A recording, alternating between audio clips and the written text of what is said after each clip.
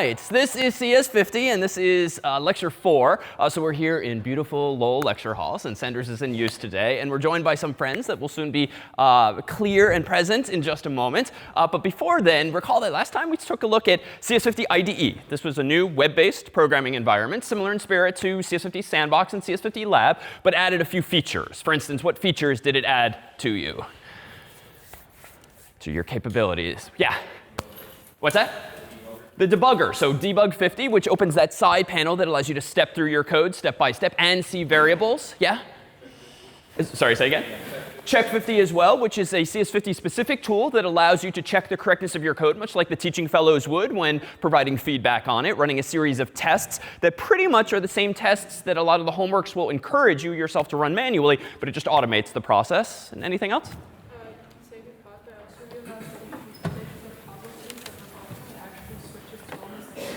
So that is true, too. There's a little hidden Easter egg that we don't use this semester. But yes, indeed, if you look for a small puzzle piece, you can actually convert your C code back to Scratch-like puzzle pieces and back and forth and back to forth, thanks to Kareem and some of the team. So that is there. But by now, it's probably better to get comfortable with text as well. So there's a couple of other tools that we've used over time, of course, besides check 50 and debug 50. We've, of course, used printf.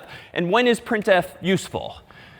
Like, when might you want to use it beyond needing to just print something because the problem set tells you to? Yeah? To find where your bug is. Yeah, so to find where your bug is. If you just kind of want to print out a variable's value or some kind of text just so you know what's going on and you don't necessarily want to deploy debug 50, you can do that. When else? If you have like a long for loop or something and you for loop within that, you want to see whether it enters the second for loop. Good, yeah.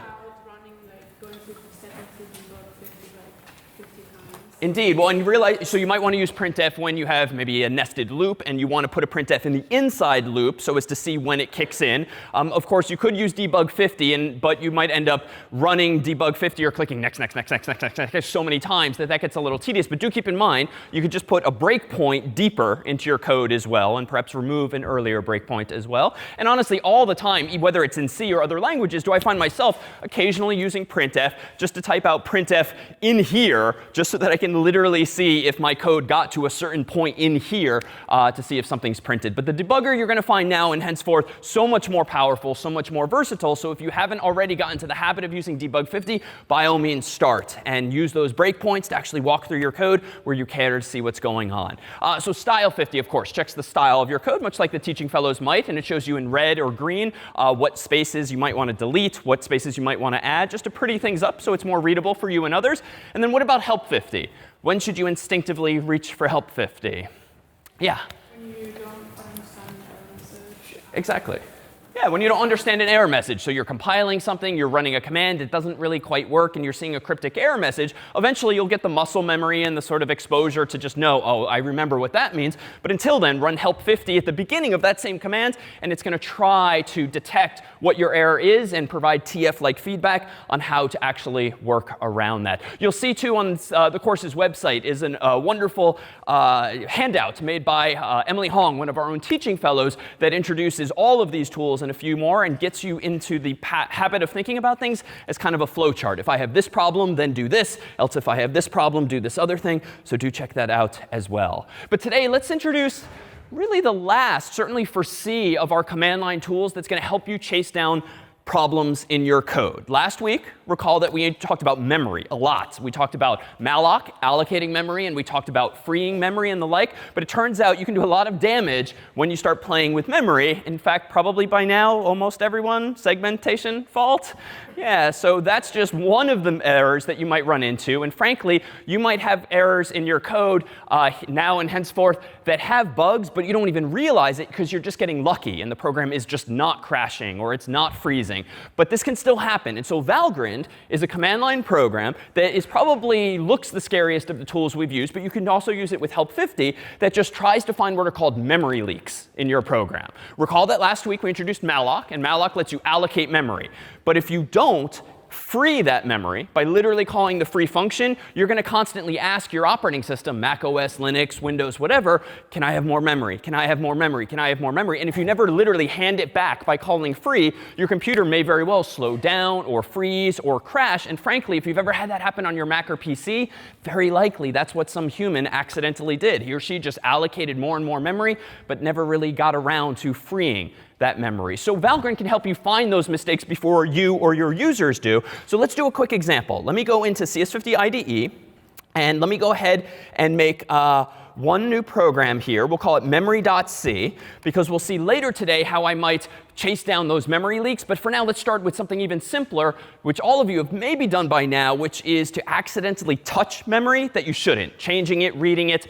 And let's see what this might mean. So let me do the familiar at the top here. Include standard IO. Well, let's not even do that yet. Let's just do this first. Let's do int main void, just to start a simple program. And in here, let me go ahead and just call a function called f. I don't really care what its name is for today. I just want to call a function f. And then that's it. Now, this function f, let me go ahead and define it as follows. Void f void. It's not going to do much of anything at all. But let's suppose, just for the sake of discussion, that f's purpose in life is just to allocate memory for whatever useful purpose. But for now, it's just for demonstration's sake. So what's the function with which you can allocate memory? Malloc. So suppose I want to malloc space for, I don't know, something simple like just one integer. Like we're just doing this for demonstration purposes. Or actually, let's do more, 10 integers. 10 integers. I could, of course, do, well, give me 10. But how many bytes do I want? How many bytes do I need for 10 integers? Yeah, so I can do literally size of int. And most likely, the size of an int is going to be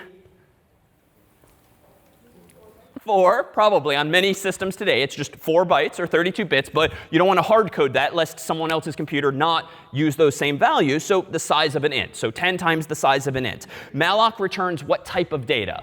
What is it going to hand me back?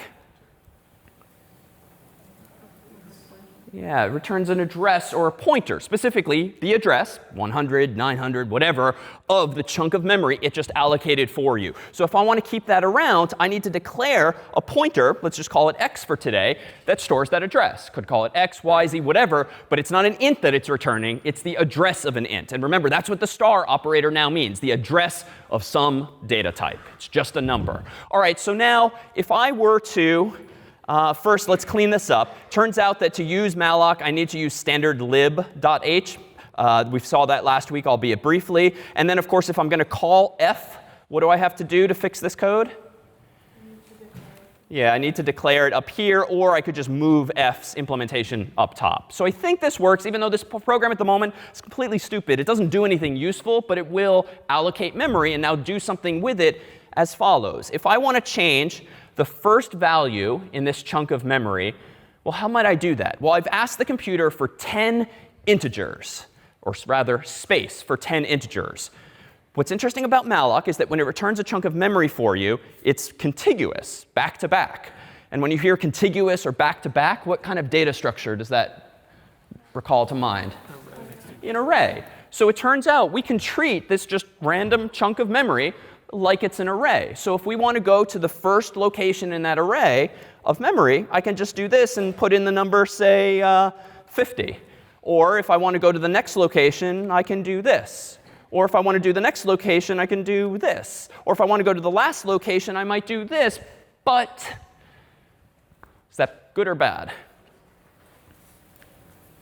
Why bad? Yeah, so it's out of bounds, right? This is sort of week 1 style mistakes when it came to loops. Recall, with for loops or while loops, you might go a little too far, and that's fine. But now we actually will see we have a tool that can help us notice these things. So hopefully just visually, it's apparent that what I have going on here is just on line 12, I have a variable x that's storing the address of that chunk of memory. And then on line 13, I'm just trying to access location 10 and set the value 50 there. But as you note, there is no location 10. There's location 0, 1, 2, 3, all the way through 9, of course. So how might we detect this with a program? Well, let me go ahead and increase my terminal window just a bit here, save my file, and let me go ahead and compile make memory. OK, all is well. It compiled without any error messages. And now let me go ahead and run memory. Enter. All right, so that worked pretty well. Let's actually be a little more explicit here, just for good measure. Let me go ahead and print something out. So printf %i for an integer. And now let's make this more explicit. You inputted %i, and then comma, x bracket 10. And what do I have to include to use printf? Yeah, so standard IO. So let's just quickly add that. Standard IO.h, save. All right, let me recompile this. Make memory, enter. And now let me go ahead and do /memory. Feels like it's a correct program. And yet for a couple weeks now, we've been claiming that don't do that. Like, don't go beyond the boundaries of your array. So how do we reconcile this? Feels like buggy code, or at least we've told you it's buggy code, and yet it's working. Yeah? C doesn't scream if you go out of bounds. Okay, that's a good way of putting it. Like, It's still, there is something there beyond that. OK. So you can theoretically, like, it just creates like a bogus. But yeah, and I think if I heard you correctly, you said C doesn't scream if you go too far?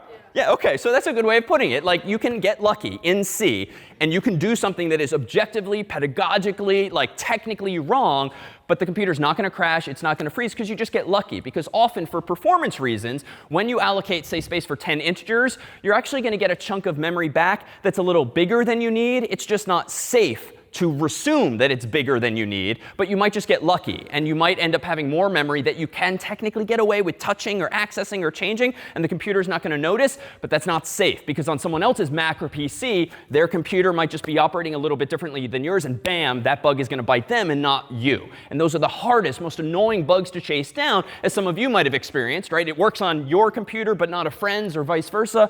These are the kinds of explanations for that. So Valgrind can help us track down even these most subtle errors. Program seems to be working. Check 50 or tools like it might even assume that it's working because it is printing the right thing. But let's take a look at what this program Valgrind thinks. Let me increase the size of the terminal window here and go ahead and type in valgrind./memory. So same program name ./memory, but I'm prefixing it with the name Valgrind. All right, unfortunately, Valgrind is really quite ugly, and it prints out a whole bunch of stuff here. So let's take a look. At the very top, you'll see all these numbers on the left, and that's just an unfortunate aesthetic. But we do see some useful information. Invalid read of size 4, and then it has these cryptic-looking letters and numbers. What are those? They're just addresses in hexadecimal. It doesn't really matter what they are, but Valgrind can tell us where the memory is that's acting up suspiciously. You can then see next to that Valgrind is pointing to function f on memory.c's 15th line. So that's perhaps helpful. And then main on line 8, because that's the function that was called. So Valgrind is actually kind of nice in that it's showing us all of the functions that you called from bottom up, much like the stack from last week.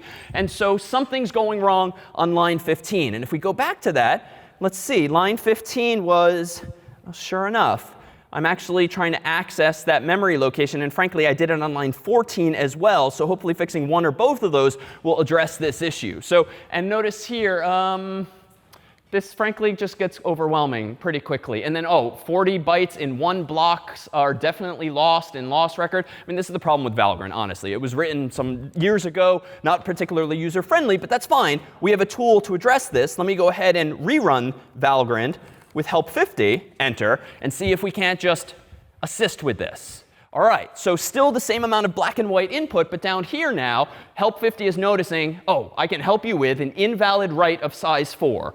So it's still at the same location, but this time, or rather, same file, memory.c, but line 14. And we propose, looks like you're trying to modify 4 bytes of memory that isn't yours, question mark. Did you try to store something beyond the bounds of an array? Take a closer look at line 14 of memory.c. So hopefully, even though Valgrind's output is crazy esoteric, like at least that yellow output will point you toward, line 14, I'm indeed touching 4 bytes in integer that I shouldn't be. And so let's go ahead and fix this. If I go into my program, and I don't do this, let's change it to location 9 and location 9 here and save. Then let me go ahead and rerun Valgrind without help 50. All right, progress except, nope, not progress. I skipped a step. Yeah, I didn't recompile it. Just a little puzzled why I saw the same thing. So now let's rerun Valgrind. And here, it seems to be better.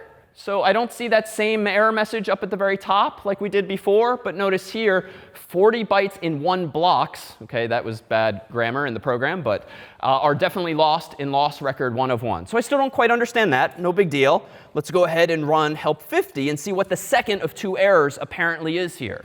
So here, it's highlighting those lines. 40 bytes in one blocks are definitely lost. And looks like your program leaked 40 bytes of memory. Did you forget to free memory that you allocated with malloc? Take a closer look at line 13 of memory.c. So in this case, line 13 indeed has a call to malloc.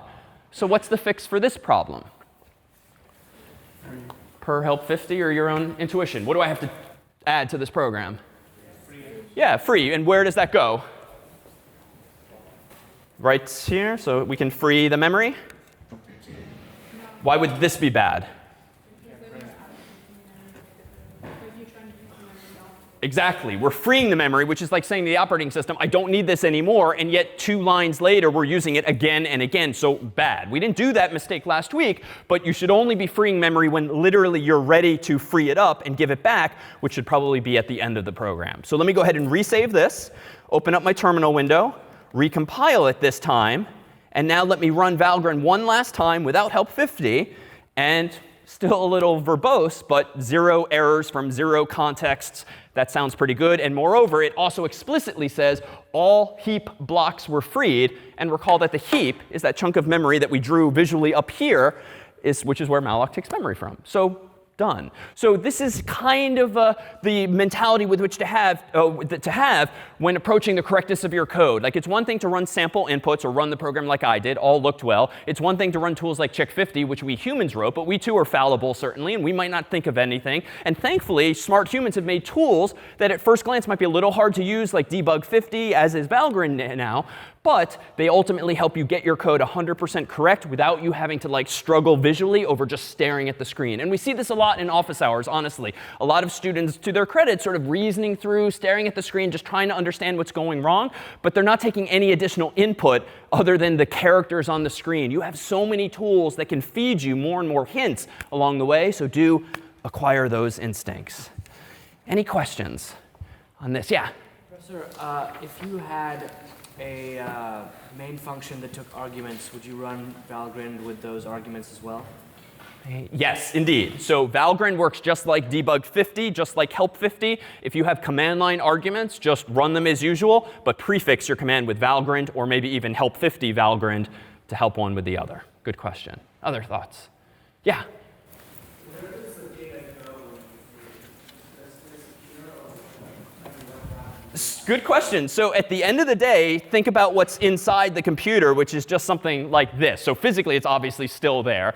It's just being treated by the operating system, Mac OS, Windows, Linux, whatever, as like a pool of memory. We keep drawing it as a grid that looks a little something like this. So the operating system's job is to just keep track of which of those squares is in use, thanks to malloc, and which has been freed. And so you can think of it as having little check marks next to them saying, this is in use, this is in use, these others are not in use. So they just go back on the so-called free list into that pool of memory.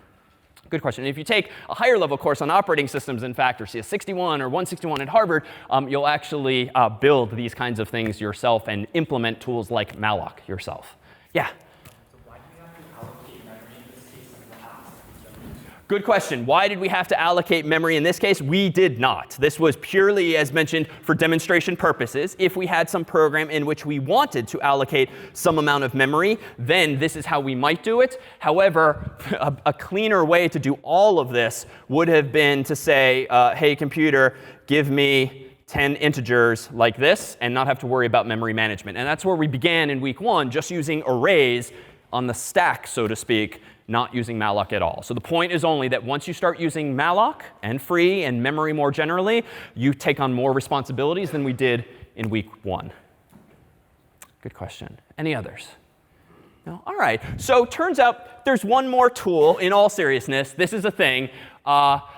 DDB50. So debug 50 is an allusion to a very popular tool called GDB50, GNU Debugger. It's an older tool that you won't use at the command line, but it's what makes debug 50 work. Turns out there's a thing, and there's an actual Wikipedia article that you might have clicked on in my email last night called rubber duck debugging. And frankly, you don't have to go as all out, as excessive as we did here. But the purpose of this technique of rubber duck debugging is to keep literally like a rubber duck on your shelf or on your desk. And when you have a bug and you don't have the luxury of a teaching fellow or a roommate who took CS50 or a more technical friend who can help walk you through your code, literally start walking through your code verbally, talking to the duck, saying, well, on line 2, I'm declaring main, and on line 3, I'm allocating space for an array, and then on line 4, I'm calling, oh, that's what I'm doing wrong. So if any of you have ever had that kind of moment, whether in office hours or alone, where you're either talking in your head or you're talking through your code to someone else, and he or she doesn't even have to respond, you just hear yourself saying the wrong thing or having that aha moment, you can approximate that by just keeping one of these little guys on your desk and have that conversation. And it's actually not as crazy sounding as it actually is. It's that process of just talking through your code logically, step by step, in a way that you can't necessarily do in your own mind, at least I can't.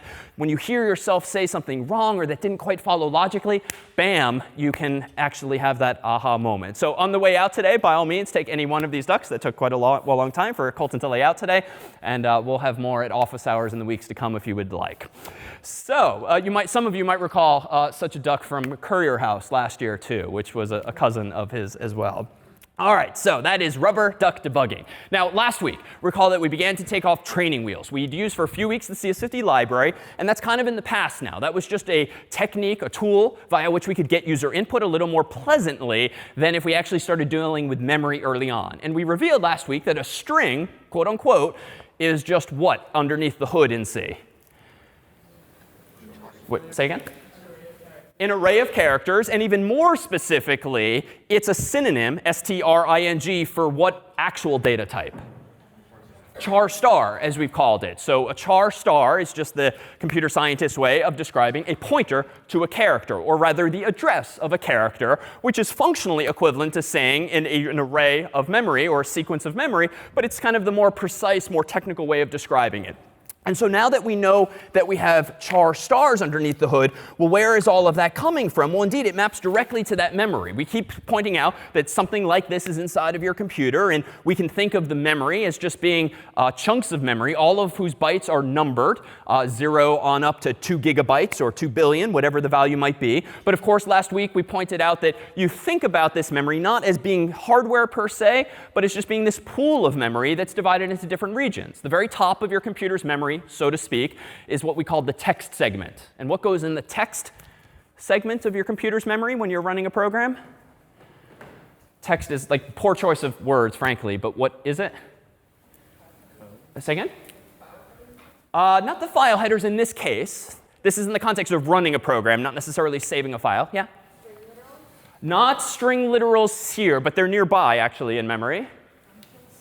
Functions closer, yeah. The text segment of your computer's memory is where, when you double click a program to run it, or in Linux, when you do /something to run it, that's where the zeros and ones of your actual program, the machine code that we talked about in week 0, is just loaded into RAM. So recall from last week that anything physical in this world, hard drives, solid state drives, is slow. So those devices are slow, but RAM, the stuff we keep pulling up on the screen, is relatively fast, if only because it has no moving parts. It's purely electronic. So when you double click a program on your Mac or PC or do /something in Linux, that is loading from a slow device, your hard drive, where the data is stored long term, into RAM or memory, where it can run much more quickly and pleasurably in terms of performance. And so what does this actually mean for us? Well, it's got to go somewhere. We just decided, humans years ago, that it's going to go at the top, so to speak, of this chunk of memory. Below that, though, are the more dynamic regions of memory, the stack and the heap. And we said this a moment ago and last week as well. What goes on the heap, or who uses the heap? Dynamic memory. Anytime you call malloc, you're asking the operating system for memory from the so-called heap. Anytime you call free, you're sort of conceptually putting it back. Like it's not actually going anywhere. You're just marking it as available for other functions and variables to use. The stack, meanwhile, is used for what? local variables, and any of your functions. So main typically takes a sliver of memory at the bottom. If main calls another function, it gets a sliver of memory above that. If that function calls one, it gets a sliver of memory above that. So they each have their own different regions of memory. But of course, these arrows both pointing at each other doesn't seem like such a good design. But the reality is bad things can happen. You can allocate so much memory that, bam, the stack overflows the heap, or the heap overflows the stack. Thus was born websites like Stack Overflow and the like. But that's just a reality. If you have a finite amount of memory, at some point something's going to break, or the computer's going to have to say, no more memory. You're going to have to quit some programs or close some files or whatnot. So that was only to say that that's how the memory is laid out. And we started to explore this by way of a few programs. This one here, it's a little dark here. This one here was a swap function. And now it's even darker. It was a swap function that actually did swap two values, A and B. But it didn't actually work in the way we intended. What was broken about this swap function last week? Like, I'm pretty sure it worked. And when our brave volunteer came up and swapped the orange juice and the milk, that worked. So like the logic was correct. But the program itself did not work. Why?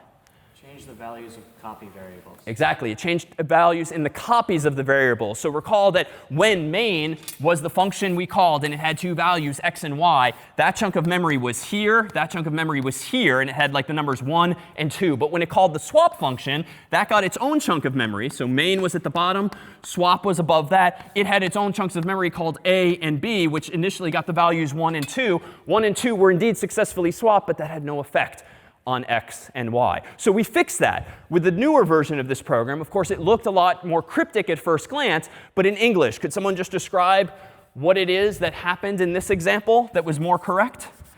Like, what does this program do line by line? Yeah?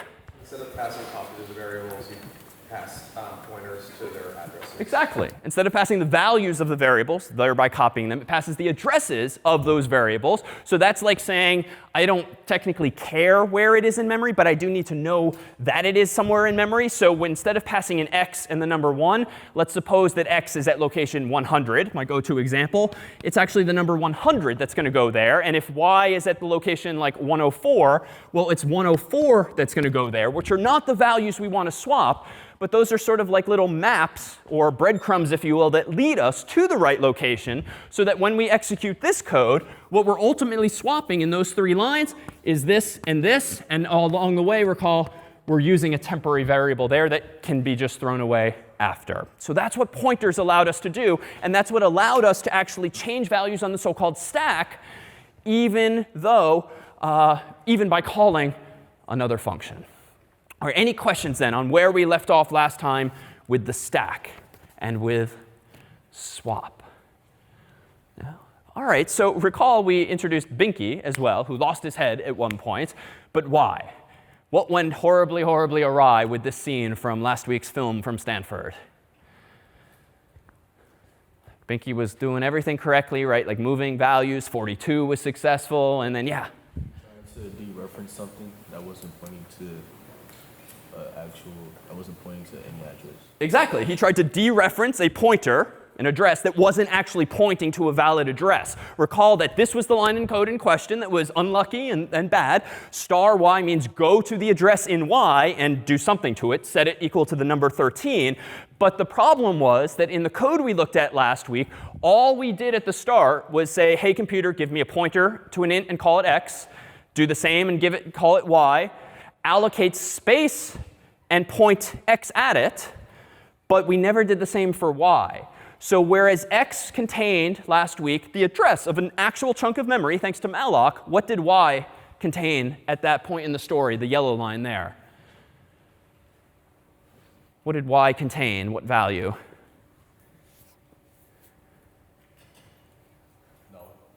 No, maybe, but it's not obvious because there's no mention of null in the program. We might get lucky. Null is just 0, and sometimes we've seen that 0 are the default values in a program. So maybe, but I say maybe and I'm hedging why. Yeah, and it doesn't allocate. Well, allocate's not quite the right word. That suggests you are allocating actual memory. It's a garbage value. There's something there, right? My Mac has been running for a few hours, and your Macs and PCs and phones are probably running all day long, or certainly when the lid is up. And so your memory is getting used and unused and used. Like lots of stuff is going on. So your computer is not filled with like all zeros or all ones. If you look at it at some random point in the day, it's filled with like bunches and bunches of zeros and ones from previous programs that you quit long ago, windows you have in the background and the like. So the short of it is, when you're running a program for the first time that's been running now for some time, it's going to get messy. That big rectangle of memory is going to have some ones over here, some zeros over here, and vice versa. So they're garbage values because those bytes have some values in them. You just don't necessarily know what they are. So the point is, you should never, ever dereference a pointer that you have not set yourself. Maybe it will crash. Maybe it won't crash. Valgrind can help you find these things sometimes, but it's just not a safe operation. All right, and lastly, the last thing we introduced last week, which will be the stepping stone for what problems we'll solve this week, was struct. So struct is kind of cool in that you can design your own custom data structures. C is pretty limited out of the box, so to speak. You only have chars and bools and floats and ints and doubles and longs and well, we don't even have strings per se, so it doesn't really come with many features like a lot of languages do, like Python, which we'll see in a few weeks. So with structs in C, you have the ability to solve some problems of your own. For instance, with the struct, we can actually start to implement our own features or our own data types. For instance, let me go up here and let me go ahead and create a file called, say, student, or rather just struct.h. So recall that .h is a header file. Thus far, you have used header files that other people made, like CS50.h and standardIO.h and standardlib.h, but you can make your own. Header files are just files that typically contain code that you want to share across multiple programs. And we'll see more of this in time. So let me go ahead and just save this file. And suppose that I want to represent a student in memory.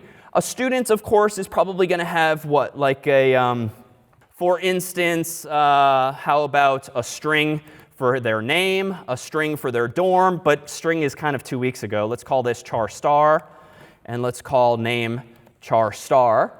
And so you might want to associate like multiple pieces of data with a student, right? And you don't want to have multiple variables per se. It'd be nice to kind of encapsulate these together. And recall at the very end of last week, we saw this feature where you can define your own type with typedef that is a structure itself, and you can give it a name. So in short, simply by executing these lines of code, you have just created your own custom data type. It's now called student, and every student in the world shall have, per this code, a name and a dorm associated with them. Now, why is this useful? Well, the program we looked at the very end of last time looked a little something like this. In struct0.c, we had the following. I first allocated some amount of space for students. I asked the user, what's the enrollment in the class or whatnot? That gives us an int.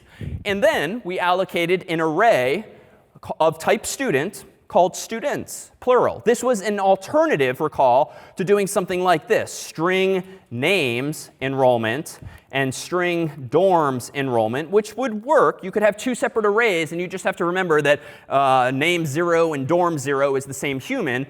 But why do that if you can keep things together? So with structs, we were able to do this. Give me this many student structures and call the whole array students. And the only new syntax we introduced to satisfy this goal was what operator?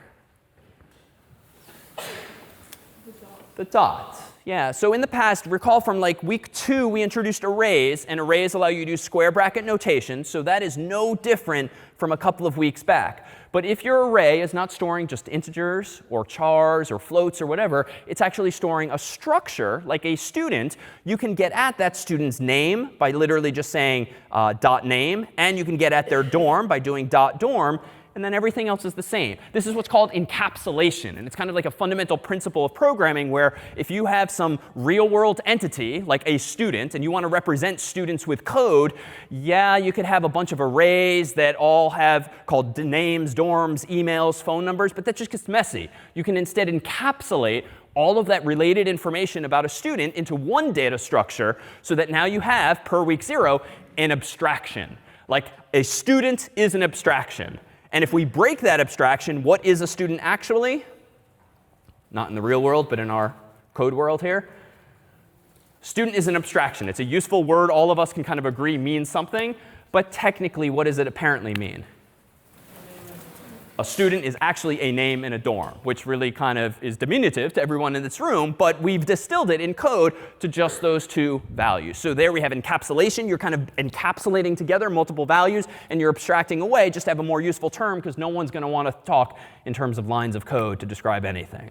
So same topic as in the past. So now we have the ability to come up with our own custom data structures, it seems, that we can store anything inside of them that we want. So let's now see how poorly we've been designing some things for the past few weeks. So it turns out that much of the code, hopefully we've been writing in recent weeks, has been correct. But we've been not necessarily designing solutions in the best way. Recall that when we have this chunk of memory, we've typically treated it as, at most, an array. So just a contiguous chunk of memory. And thanks to this very simple mental model, do we get strings? Do we get arrays of students now? But arrays aren't necessarily the best data structure in the world. Like, what is a downside of an array if you've encountered one thus far? In C, what's a downside of an array? Yeah?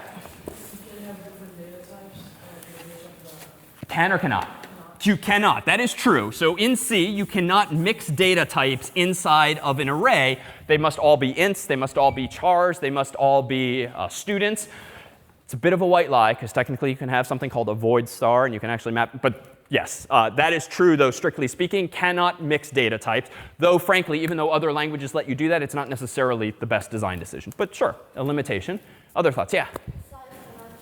The size cannot change. Let's focus on that one, because that's sort of even more constraining, it would seem. So if you want an array for, say, 2 values, what do? Well, you can do something like int x bracket 2, semicolon. And what does that actually give you inside of your computer's memory? It gives you some chunk that we'll draw as a rectangle.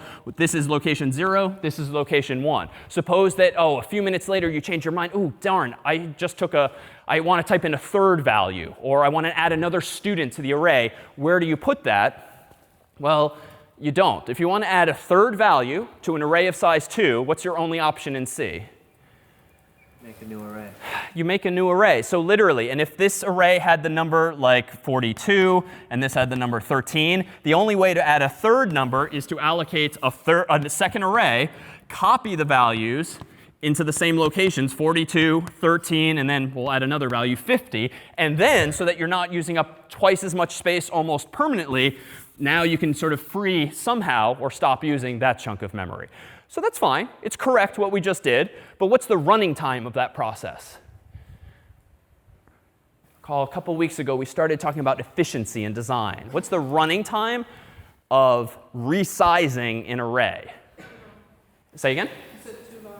Too long, fair. But let's be more precise. Big O of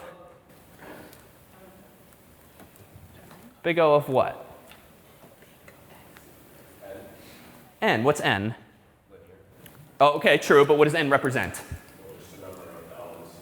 Yeah, so you don't actually have to not know. Like, it's just a general answer in this case. However long the array is, call it N, it is that many steps to resize it into that plus 1. Oh, technically, it's big O of N plus 1. But recall in our discussion of big O notation, we just ignore the smaller terms, the plus 1s, the divided by 2s, the plus n's. We focus only on the most powerful term in the expression, which is just N here. So yes, if you have an array of size 2 and you resize it into an array of size 3, or really n plus 1, that's going to take me roughly n steps. Technically n plus 1 steps, but n steps, ergo big O of n. So it's a linear process. So possible, but not necessarily the fastest thing, because we literally have to move all those damn values around.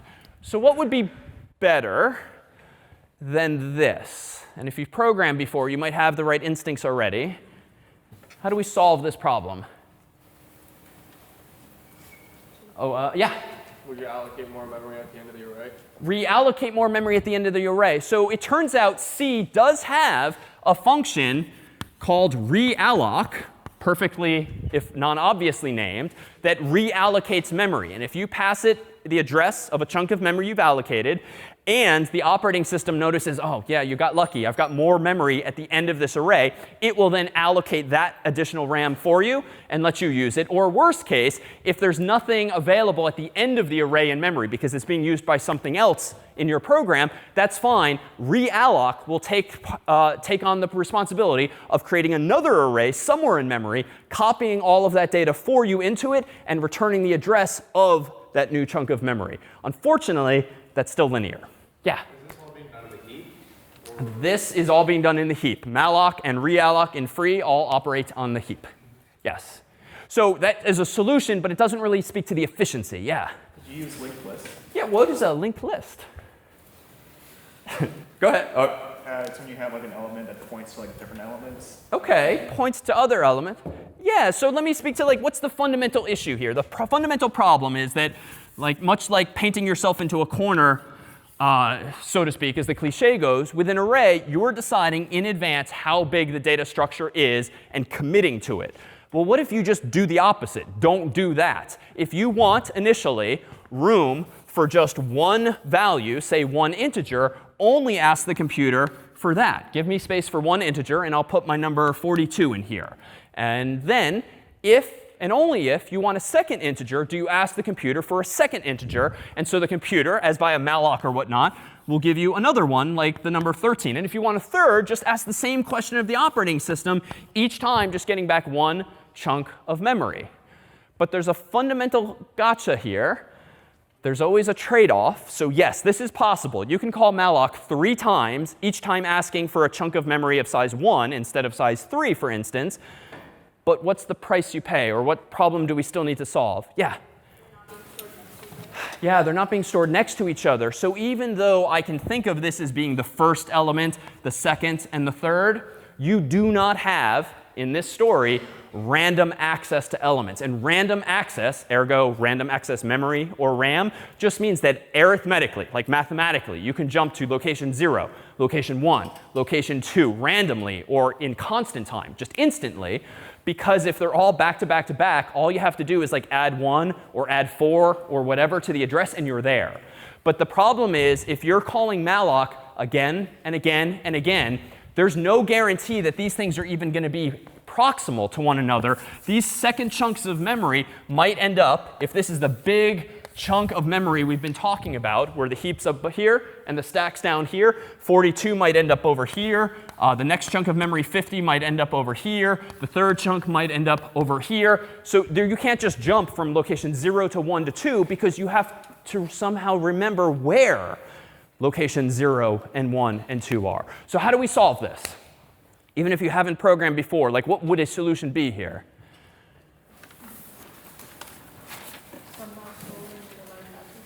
OK, somehow storing the addresses of. All right, so let's just suppose for the sake of discussion that this chunk of memory ended up at location 100. This one ended up at like 150. This one ended up at like 475, whatever those values are. It would seem that somehow or other I need to remember 3 values, 100, 150, and 475. So where can I store that? Well, it turns out I could be a little clever, but a little greedy. I could say to malloc, you know what? Every time I call you, don't just give me space for an integer. Give me space for an integer plus the address of another integer. So if you've ever kind of seen like popcorn strung together on a string, or any kind of chain link fence where one link is linking to another, we could create the equivalent of, whoops, not that. We could create the equivalent of this kind of picture, where each of these squares, or nodes, we'll start calling them, kind of links graphically to the other. Well, we've seen these links, or these pointers, literally arrows that are pointing implemented in code. An arrow or a pointer is just an address. So you know what? We should just ask malloc, not for enough space for just the number 42. We should instead ask for a little more memory in each of these squares, making them pictorially rectangles now, so that now, yes, we do have these arrows conceptually pointing from one location to another. But what values do I actually want to put in these new additional boxes? The addresses of the next. So they're like little breadcrumbs. So in this box here, associated with the first value, should be the address of my second value, 475. Associated with my second value here, per the arrow, and let me draw the arrow from the right place, from the arrow should be the address 150, because that's the last. And then from this extra box, what should I put there? Yeah. Slash 0 or something? Yeah, so probably the equivalent slash 0, which in the world of pointers, recall, is NULL. So just a special value that means that's it. This is the end of the line. That still leaves us with room to add a fourth value and point to it. But it, for now, signifies very clearly to us there's nothing actually there. So what did we just do? We created a list of values, 42, 50, 13. But we linked them together. First, pictorially with just arrows, like any human might with a piece of chalk. But technically, in code, we could do this by just storing addresses in each of these places. So just to be clear then, what might this actually translate to in code? Well, what if I proposed this? In code, we might do something like this. If we want to store an integer, we're, of course, going to need to store like int n, we'll call it. N will represent 42 or 50 or 13. But if we want to create a data structure, we might want to start giving this data structure a name. I called it a moment ago node, which is a CS term for like a node in a linked list, so to speak. And it looks like this. So typedef means give me my own type. Struct means make it a structure, like a student was.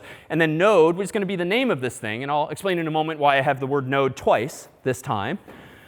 But I have left room on the board for just one more line. In addition to an int called n or whatever, I need to somehow represent in code the additional memory that I want malloc to give me for the address. So first of all, these are addresses of what data types, each of those three new boxes? They're the addresses of integers in that point in the story. But technically, what is this box really pointing to? Is it pointing specifically to the int?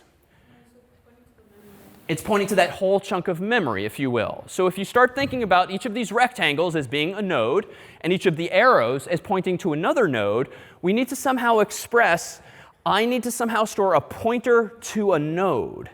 In other words, each of these arrows needs to point to another node. And in code, we could say this, right? Like, let's give it a name. Instead of n, which is the number, let's call it next. So next shall be the name of this field that points to the next node in memory. And node star, what does that mean in English, if you will? Say again? Yeah, pointing to an address. Pointing to an address, right? It looks different. Node is a new word today, and that's fine. But node star just means a pointer to a node, the address of a node. And it turns out that this is a custom structure, so we actually have to say this. But it's the same principle. Even though things are kind of escalating quickly here, we just need two values, an int and then a pointer to another thing. That other thing is going to be another node. And we're just using a node, frankly, to encapsulate two values, an int and a pointer. And the way you express in C, albeit somewhat cryptically, a pointer or one of those arrows is you say, give me a variable called next, have it point to a structure called node. Or rather, have it be the address of a structure of type node. Yeah? How can you, within defining the struct node, call upon? Good question. So this feels like a circular kind of definition because I'm defining a node, and yet inside of a node is a node. That is OK because of the star. It is necessary in C. Oh, remember that C always is kind of read top to bottom.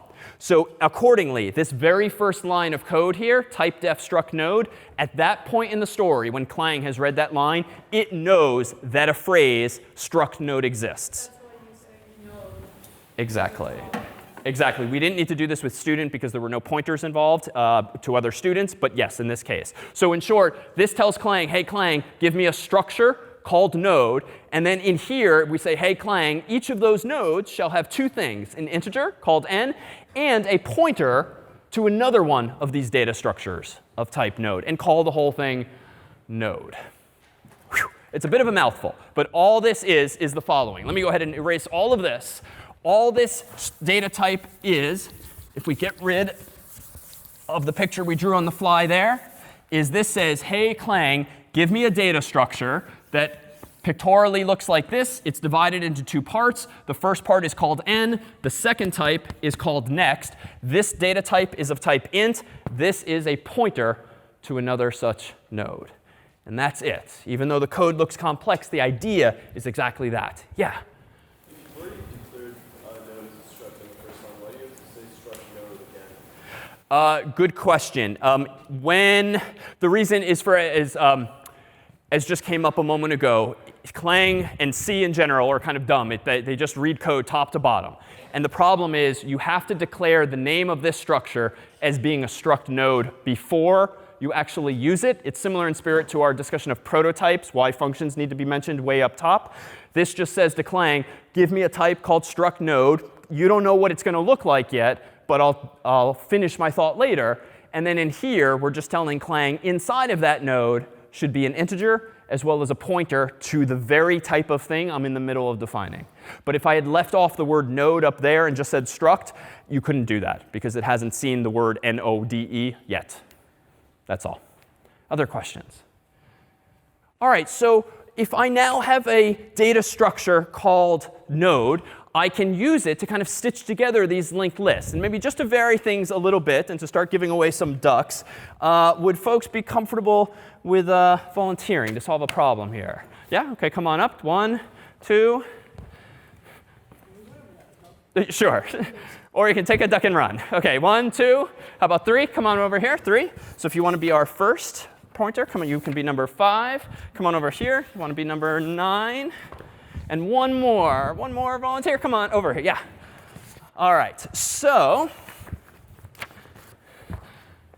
I'll meet you over here. OK, 17. All right. So if you'd like to, just so we pick this up for those following along at home, if you would like to just say hello to the audience. Hi, I'm Andrea. OK. Hi, I'm Kami.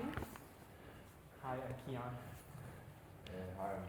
Wonderful. OK, and if you wouldn't mind, I'll just taking a big step back over the ducks, just so that we're a little farther back. Let's go ahead and do this. If you're our first pointer, if you could come over here, for instance, and just stand outside the ducks. And if you guys could come a little over here in front, is still fine. So here we have the makings of a linked list. And what's your name again? Kami. Kami is our first pointer, if you will. Via Kami's variable, are we just going to keep track of the first element of the linked list? So if you could, with your left hand, represent first, just point over at, what was your name again? Andrea. Andrea. So Andrea is the number 9. If you could use your left hand to point at number 5, and if you could use your left hand, to point at number 17, and your left hand to just point at null, which we'll just call the ground.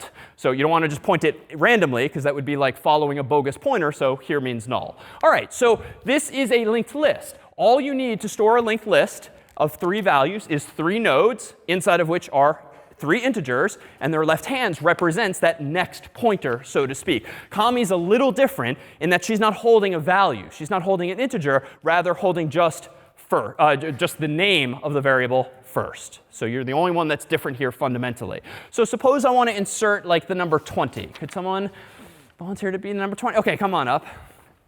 All right. And what's your name? Eric. Eric, you're the number 20. And Eric, actually, let's see. Actually, can we do this? Let me make this a little more different. OK, that never happened. OK, Eric, give me that, please. I want to insert Eric as number 5. So Eric, I'm keeping this list sorted. So where obviously you're going to go? Right there. All right, but before you do that, let's just consider what this looks like in code. In code, presumably, we have mallocked Eric from the audience. I've given him a value n of number 5. And his left hand is like, it's a garbage value right now, because it's not pointing to anything specific. So he's got 2 values, an integer and a left hand representing the next pointer. If the goal is to put Eric in sorted order, what should our steps be? Like whose hand should point where and in what order? Yeah, give us one step. You should point to number 9. OK, so you should point at number 9, which is equivalent to saying point at whatever first or Kami is pointing at. So go ahead and do that. All right, next. What's the next step? Someone else? Someone else. Oh, almost there, yeah? First should point to 5. OK, so first, or Comey, could you point to 5? And that's fine. You don't even have to move, right? This is the beauty of a linked list. It doesn't matter where you are in memory. It's the whole beauty of these pointers where you can literally point at that other location. It's not an array where they need to be standing back to back to back. They can be pointing anywhere. All right, let's go ahead and insert one more. Who wants to be, say, 55? Big value. Yeah, come on down. All right, what's your name?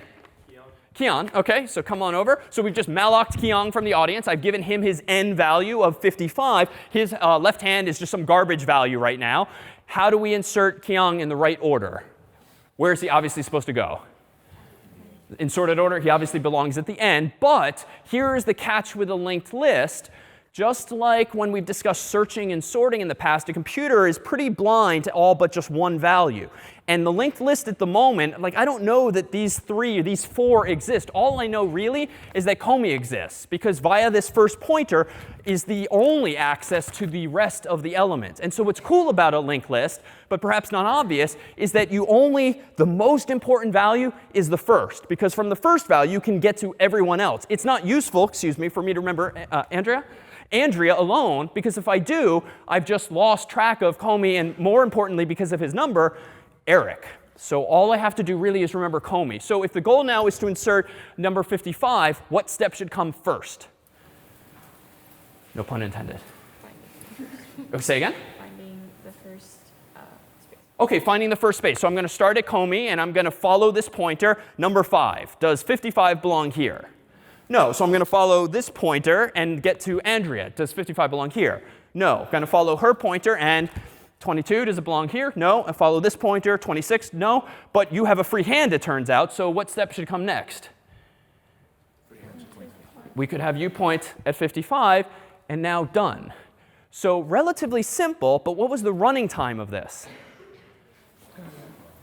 Yeah, it's big O of n. It's linear because I had to start at the beginning. Even though we humans have the luxury of just eyeballing it, saying, oh, obviously he belongs way at the end. Not in code. Like we have to start at the beginning, traverse the whole darn list until we get linearly to the very end, and now we're done. Let's try one last one. How about 20? Yeah, right, come on down. What's your name? James. James. All right, James. All right, so we just malloc James, given him the number 20. He obviously belongs roughly in the middle. What's the first step? Sorry? All right, so we start with Comey again. All right, first, OK, 5. Do you belong here? No. Let me follow the link. OK, 9. Do you belong here? No. Do you belong at 22? Ooh, but what did I just do wrong? I went too far. At least in this story, like Andrea is behind me now. OK, so can I follow the pointer backwards? You can't. Like in every picture we've drawn and every example we've done with an address, we only have the address of the next pointer. We don't have what's called a doubly linked list, at least in this story, where I can just turn around. So that was a bug. So I need to start over instead. First, OK, 5, OK, 19. What I really need in code ultimately is to kind of peek ahead and not actually move, not that far, just at 22, peek ahead at 22 and realize, oh, that's going to be too far. This is not yet far enough. So let's go ahead and bring James over. Oh, actually, you can stay there physically. But what step happens to happen first? I know now he belongs in here. You want to point at him? OK, point at him. First. Oh, sorry, he points first. Well, let's do that just because it is incorrect. That's fine. OK, Andrea proposed that we point here, but she just broke the whole linked list. Why? Because there's nothing to point at. For him. Right. No one is remembering. What was your name again? Keon. No one remembered where Keon was, so can't do that. Your left hand has to stay there. So what step should happen first instead? James should point at whatever Andrea is pointing at, perhaps. So a little redundantly at the moment, just like before. OK, now what happens next? That's step 1. Now I can point. Now you can point at him. OK, good, do that. All right, and so now this looks like a complete mess. But if we know that Comey is first, we can follow these breadcrumbs to Eric, and then to Andrea, and then to James, and then the rest of our list step by step by step. So it's a huge amount of like logic now, but what problem have we solved? And I think we identified it over here earlier. What was the problem first and foremost with arrays? You have to decide on their size in advance. And once you do that, if you want to add an additional element, you have to resize the whole darn thing, which is expensive because you have to move everyone around. Now, frankly, I'm being a little greedy here. And every time we've inserted these new elements, I've been keeping them in sorted order. So it would seem that if you insert things in sorted order, big O of n every time. Because in the worst case, the new element might end up all the way at the end. But what if we relax that constraint? What if I'm not so uptight and need everything nice and like orderly and sorted? What if I just want to keep growing the list in any random order? And I allocate the number 34. And I'll play the number 34. Malloc 34. Where is the quickest place for me to go? Yeah. Point to 5 and then have OK, I'll point to 5. And then Comey, if you could point to me. Done. 2 steps. All right, suppose now I malloc 17 with someone else who we'll pretend is right here. Where's the best place for 17 to go? Right after Comey 2. So now Comey can point at 17. 17 can point at me. I can point at Eric, and so forth. And that's 2 steps again. 2 steps. If it's the same number of steps every time, we call that constant time. And we write it as big O of 1. And so here, too, it's just a trade-off. If you want really fast insertions, don't worry about sorting. Just put them at the beginning and deal with it later. If you want dynamic resizability, don't use an array. Use a linked list and just keep allocating more and more as you go without wasting a huge amount of space, too. Which, notice, that's another big problem with an array. If you over-allocate space and only use part of it, you're just wasting space. So there's no one solution here. But we do now have the capabilities, thanks to structs and pointers, to stitch together, if you will, these new problems. Yes, please. Why can't the know, everyone's going to know, going to be going to know? And who am I in this story? Like, let's say you're 34, you want to go to the end. Oh, OK, absolutely. So another very reasonable idea would be, well, why don't I just put the new ones at the end? That's fine if I keep track of who is at the end. The problem is at the moment in the story, and we'll ultimately see this in code, I'm only remembering Comey, and from Comey, am I getting everywhere else? I could have another pointer, a second pointer, and literally call it last, that's equivalent to you, or that's always pointing at you. I just need then 2 pointers, one literally called first, one literally called last. That's fine. That's a nice optimization if I want to throw all of the elements at the end. And frankly, I could get really fancy. And to solve the problem that Andrea cited earlier, if I store not just an int and a pointer, but instead an int and 2 pointers, I can even have each of these guys pointing with their left and right hands in a doubly linked list so as to solve the problem Andrea identified, which was if I go too far, no big deal, take 1 step back. I don't have to think as hard about that logic. So there, too, a trade-off. Let's go ahead and take a 5-minute break. I'll turn on some music. Grab a duck now if you'd like, and we'll return with some fancier data structures still. Thanks. All right, we're back. So let's now translate some of these ideas to code so that we can actually solve this problem a little more concretely than just having humans pointing at each other. So for instance, let's try to distill everything we've been talking about into just a goal in code of storing a list of numbers. I would propose that we can take like 3 passes at this problem. The first would be, let's just decide in advance how many numbers we want to store so we don't have to deal with all this complexity with the pointing and the pointers and all this, and just hard code that value somehow and just stop when the user has inputted that many numbers and no more. 2, we can improve upon that and at least let the user dynamically resize their array so that if they decide to input more numbers than we intend, it's going to grow and deal with that. Of course, arrays are not necessarily ideal because we have to do all that damn copying from old to new. That's linear time. It seems smartest to get to version 3, which is actually going to use a linked list. So we're just more modestly allocating space for another number and another number and another number, or really a node, 1 number at a time. So let me go ahead and start as follows. I'm going to go ahead and include some familiar lines in list0.c of the CS50 library, just to make it easy to get some user input for this, and standard io.h for printf. And let me go ahead and declare my main function as usual. And then in here, let's do a couple things. First, let's ask the user for the capacity of the array that we're going to use. Or rather, let's do this first. Let me first rewind and say, you know what, int numbers 50. Well, it's going to be annoying to type in 50 numbers. We're going to give the user 2 numbers at first that he or she can type in. Next, let's go ahead and prompt the user for those numbers. So let me go ahead and say, let's do this. Let's at least clean this up a little bit so that we can reuse this value. So we don't have a magic number, as just came up in discussion, actually. So while, no, do I want to do that? Nope, let me fix this. This will be my capacity. of size 2, and that's going to give me that size. And then I'm going to keep track of how many integers I've prompted the user for so far. So initially, the size of this structure is going to be 0, but its capacity, so to speak, is 2. So size means how many things are in it. Capacity means how many things can be in it. And while the size of this structure is less than its capacity, let's go ahead and get some inputs from the user. Let's go ahead and ask them for a number using our old friend getInt, and just say, give me a number. And then let me go ahead and insert the number that they type in into this array at location size, like this, and then do size plus plus. I think, I wrote it pretty quickly, but let's consider what I just did. I initialize size to 0 because there's nothing in it initially. Then I say while size is less than the capacity of the whole thing, and capacity is 2 by default, go ahead and do the following. Give me an int from the user. OK, so int number gets int.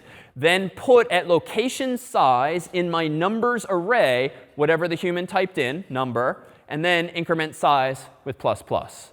All right, so on the first iteration, size is 0. So numbers bracket 0 gets the first number. Numbers bracket 1 gets the second number. Then size equals capacity, so it stops logically. Any questions on the logic of this code? All right, so once we have those numbers, let's just do something simple. Like for int I gets 0, I is less than the actual size, I plus plus. Let's just go ahead and print out the number you inputted %i \n and type out numbers bracket I. All right, so if I made no typos in list0.c, then I'm going to go ahead and do /0.c. I'm going to be prompted for a couple numbers. Let's go ahead and do 1, 2. You inputted 1, you inputted 2. All right, so not bad, but this is bad design, arguably why? Just find one fault. It's correct, but bad design. Repetitive, because I'm using a couple loops, sure. And it's fundamentally, it's very limited in functionality. Why? Like, how useful is this program? Yeah, it's hard-coded at 2. So let's at least improve upon this a little bit and get rid of this hard coding. Why don't I at least ask the user for something like this? Well, instead of just declaring the capacity, let me go ahead and say, you know what? Let's just replace the 2. Get int, and just say capacity, for instance. All right, and now if I do this, I'm going to be prompted. So make list0 /list0. The capacity will be 2. 1, 2. That's nice. But if I run it again and give it a capacity of 3, 1, 2, 3, I get more capacity. So that's nice. It's an improvement for sure. There is a bug here. Before I test it further, can anyone identify a bug or somehow crash this? Oh, go ahead. If you don't input an integer. If I don't input an integer, or was that the same comment up here? I was going to say, what happens if you go back and put in a small running from a small measure to those other stuff so the memory? Oh, no, because I'm rerunning it in each time. I don't need to worry about previous runs of the program. Yeah. In the for loop, it just goes like 1, 2, 3. Doesn't actually care what you inputted. 1, 2, 3. Well, I am iterating up to size, which could be capacity, because now they do end up being equivalent, because I'm filling the whole thing. But let's try this if you don't type in a value. So let me go ahead and rerun this. My capacity shall be duck. All right, so it did handle that, because getInt does that for me. But I bet I can still break this. Ooh, yeah, let's always try something negative. So, ooh, OK, so bad. Like cryptic looking message, but clearly has to do with the negative value. So I should probably be a little smarter about this. And recall from like week 1, we did do this. With Mario, you might have done this. So I could do something like do while capacity is less than 1. I could go ahead and say capacity gets getInt capacity. So just a little bit of error checking to close the bug that you identified. All right, so let's go ahead and recompile this. Make list0. Whoops. Make, we're going to start hearing that a lot today, aren't we? Make list0 /list0. Capacity will be 3. 1, 2, 3. Now capacity will be -1. Doesn't allow it. Capacity 0. Doesn't allow it. Capacity 1. Yes, so non-exhaustively, I've tested it. Feels like it's in better shape. OK, but this program, while correct and while more featureful, still has this fundamental limit. Wouldn't it be nice to allow the user to just keep typing numbers as many as they want and then quit once they're done inputting numbers, right? If you're making a program to compute someone's GPA, different students might have taken different courses. You don't want to have them to type in all 32 courses if they're younger and haven't taken all those courses. Like, there's a lot of scenarios where you don't know in advance how many numbers the user wants to provide, but you want to support few numbers, lots of numbers, or beyond. So let's do this in a second version in list1.c. Let me go ahead and improve upon that example as follows. First, let me give my familiar friends up here, CS50.h, for IO, standard IO.h, and then in here, int main void. And then let's start writing this. So now, I don't know in advance necessarily how many numbers the user is going to type in. Like, the goal is I want them to be able to type in a number, another number, another number, and then hit the equivalent of like Q for quit when they're done inputting numbers. Like, I don't want them to have to think about in advance how many numbers it is they're inputting. But how do I do that? Like, I can't just come up with an array called numbers and say 50, because if the user wants to type in 51 numbers, I'm going to have to resize that. But how do you resize an array? How do you resize an array? What's that? You can't, right? We've never seen an instance where you've resized an array. We talked about it on the blackboard here. Well, just like allocate a bigger one and copy everything in. And we did identify realloc, but you can't actually use realloc on an array. Realloc actually accepts an address of a chunk of memory that you want to grow or shrink. So it turns out if we now start to harness this sort of fundamental definition of what an array is, a chunk of memory, we can actually build arrays ourselves. If an array is just a chunk of memory, or more specifically, it's like the address of the first byte of a chunk of memory, it would seem that I could declare my array not with square brackets, as we've been doing for weeks, but I can say, you know what numbers really is? It's really just a pointer. And I'm initially going to initialize it to null, because there is no array. But now I have the ability to point that pointer at any chunk of memory, small or big. Now, why is this useful? Well, initially, let me claim that my capacity is 0, because nothing's going on yet. I haven't called malloc or anything. And initially, my size is 0, because there's nothing in the array, and it doesn't even have a size. But let me just do this forever. Much like in Scratch, we had the forever block. You can use while true in C to just say, keep doing this until the user breaks out of this. And let me go ahead and ask the user, give me a number, get int, and just ask them for a number. And then we just need a place to put that. So where do I put this number? Well, do I have at the moment any place to put the number? No. And technically speaking, how do you express that? Like in pseudocode, I want to say if no place for number. But technically, I could do this. Well, if the size of the array at the moment equals its capacity, that feels like a lower level way of expressing the same thing. If whatever the capacity is, if the size is the same, there is no more room. And that simple statement also covers the scenario where the capacity is 0, the size is therefore 0, so it's the same question. Either we have no space at all, or we have some space, but we've used it all. Size equals capacity. So if the size equals capacity, or put more casually, if I don't have enough space, what do I want to do intuitively? Allocate more memory. And it turns out you proposed, or someone proposed earlier, reallocating memory. We can use this function for the very first time. Let me go ahead and say this. The catch with realloc is you have to be smart about it because it returns a pointer. So let me propose this code first. First, just give me a temporary variable, call it temp, that's going to store the following. Or actually, no, let me start this more simply. Let me go ahead and say numbers should be reallocated, please. Realloc by passing itself in.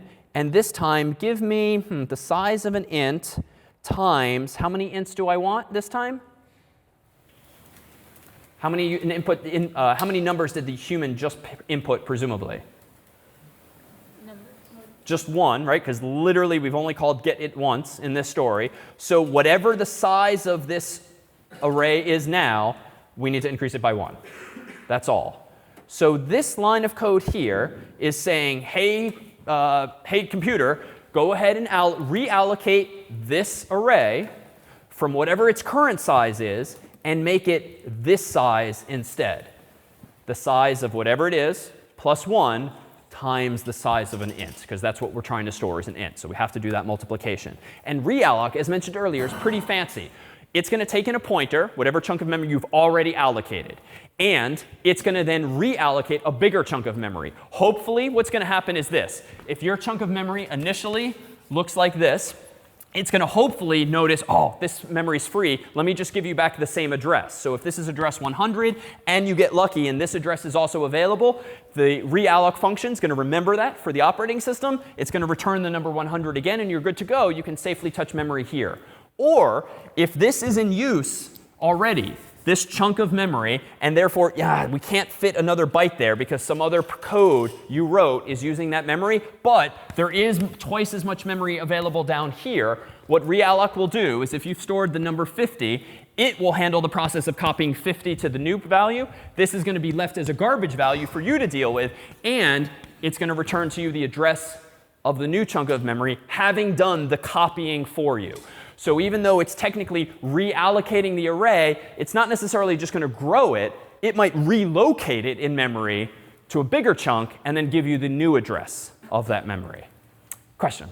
Is that process really preferable to just creating extra memory in the first place and then saving the time and energy of reallocating it all the time? That's a really good question. Honestly, we could avoid this problem slightly by just doing, you know what, let's give me at least go ahead and give me at least the size of an int times, I don't know, most humans are not going to type in more than 50 numbers. Let's just pick 50. So you could do this, and that would indeed save you time, because the approach I'm currently taking is pretty inefficient, because every damn time the user calls getInt and gives an int, we're resizing, resizing, resizing. Very expensive. As to what the best value is, though, 50, should it be 25, should it be 1,000? I'm either going to underbet or overbet, and it just depends on you to decide which of those is the worst decisions. But like in terms of programs, is it also pretty expensive to have memory that you're not using, or generally is it usually more okay? Good question. In programs you're writing, is it better to have more memory than you're using, or should you really be conservative? These days, memory is cheap. We all have gigabytes of memory, and so wasting 50 bytes or 200 bytes times 4 of memory, not a big deal. Like, just get the job done quickly and easily. But in resource-constrained devices, maybe things like phones or little Internet of Things style devices that have a lot fewer resources, you don't really want to go wasting bytes. But honestly, the CPUs, the brains in our computers are so darn fast these days, even if you're calling malloc 10 times, 1,000 times, it's happening so darn fast that the human doesn't even notice. So there too. These are what are called design decisions. And these are the kinds of things that in the real world you might actually debate with someone at a whiteboard saying, no, this is stupid because of this reason, or he or she might push back for other reasons. And no one's necessarily right. The whole goal is to just have that thought process first, so you're at least confident in what you chose. Yeah? When we were writing to like a file in the last piece set, was it storing it in memory first or putting it around the hard drive? When you were calling fread, you were by definition in the forensics problem set reading bytes from disk into memory. When you were calling fwrite, you were copying bytes from memory back to disk. If that answers the question. OK, other questions? Yeah? Why did you say size plus 1 in line 16? Why do I say size plus 1 in line 16? Because the whole goal is to make room in this array for the newly inputted number that the human just typed in.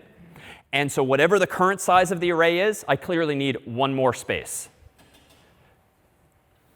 So that repeats on and on. It does repeat on and on because at the moment I'm inside of this while loop.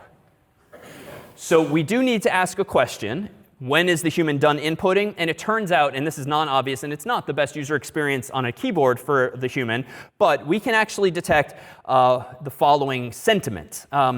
If user is done inputting numbers, then let's go ahead and break. But the question then is, how do you express that pseudocode? Well, you could, in some programs, maybe type Q for quit, but is that going to work when using getInt? Could we detect Q? Why not? Because get immediately prompts you for another int. Exactly, because getInt immediately prompts you for another int. So because of the way we designed the CS50 library, you can't detect Q, or you can't have the human type quit, unless you don't use getInt. You instead use, we could use getString. And then every time the human types in a number, we could use like a to I to convert it to an int. But if the human types in q or quit, a string also, we could just have an if condition with string compare and quit. But honestly, then you're reinventing like get int. So trade-off. Anyhow, a common way to work around this would be, you know that Control-C quits programs, perhaps, cancels out of your program. There's another popular keystroke, Control-D, that sends what's called end of file. It simulates the end of a file. It simulates the end of the human's input. So it's kind of like the period at the end of an English sentence. So if you want to signal to a computer that's waiting for input from you that you don't want to quit the program, that would be Control-C. But you just want to be done inputting input to the computer, you hit Control-D, otherwise known as EOF. And the way to express this, and you would only know this from documentation, would be to say something like this. If the number the human typed in equals end of file, but there is no such thing in this context, you actually do this because of how the CS50 library works. Turns out that if the only values a function can return are integers, that means you can return 0, 1, -1, 2 billion, -2 billion, give or take.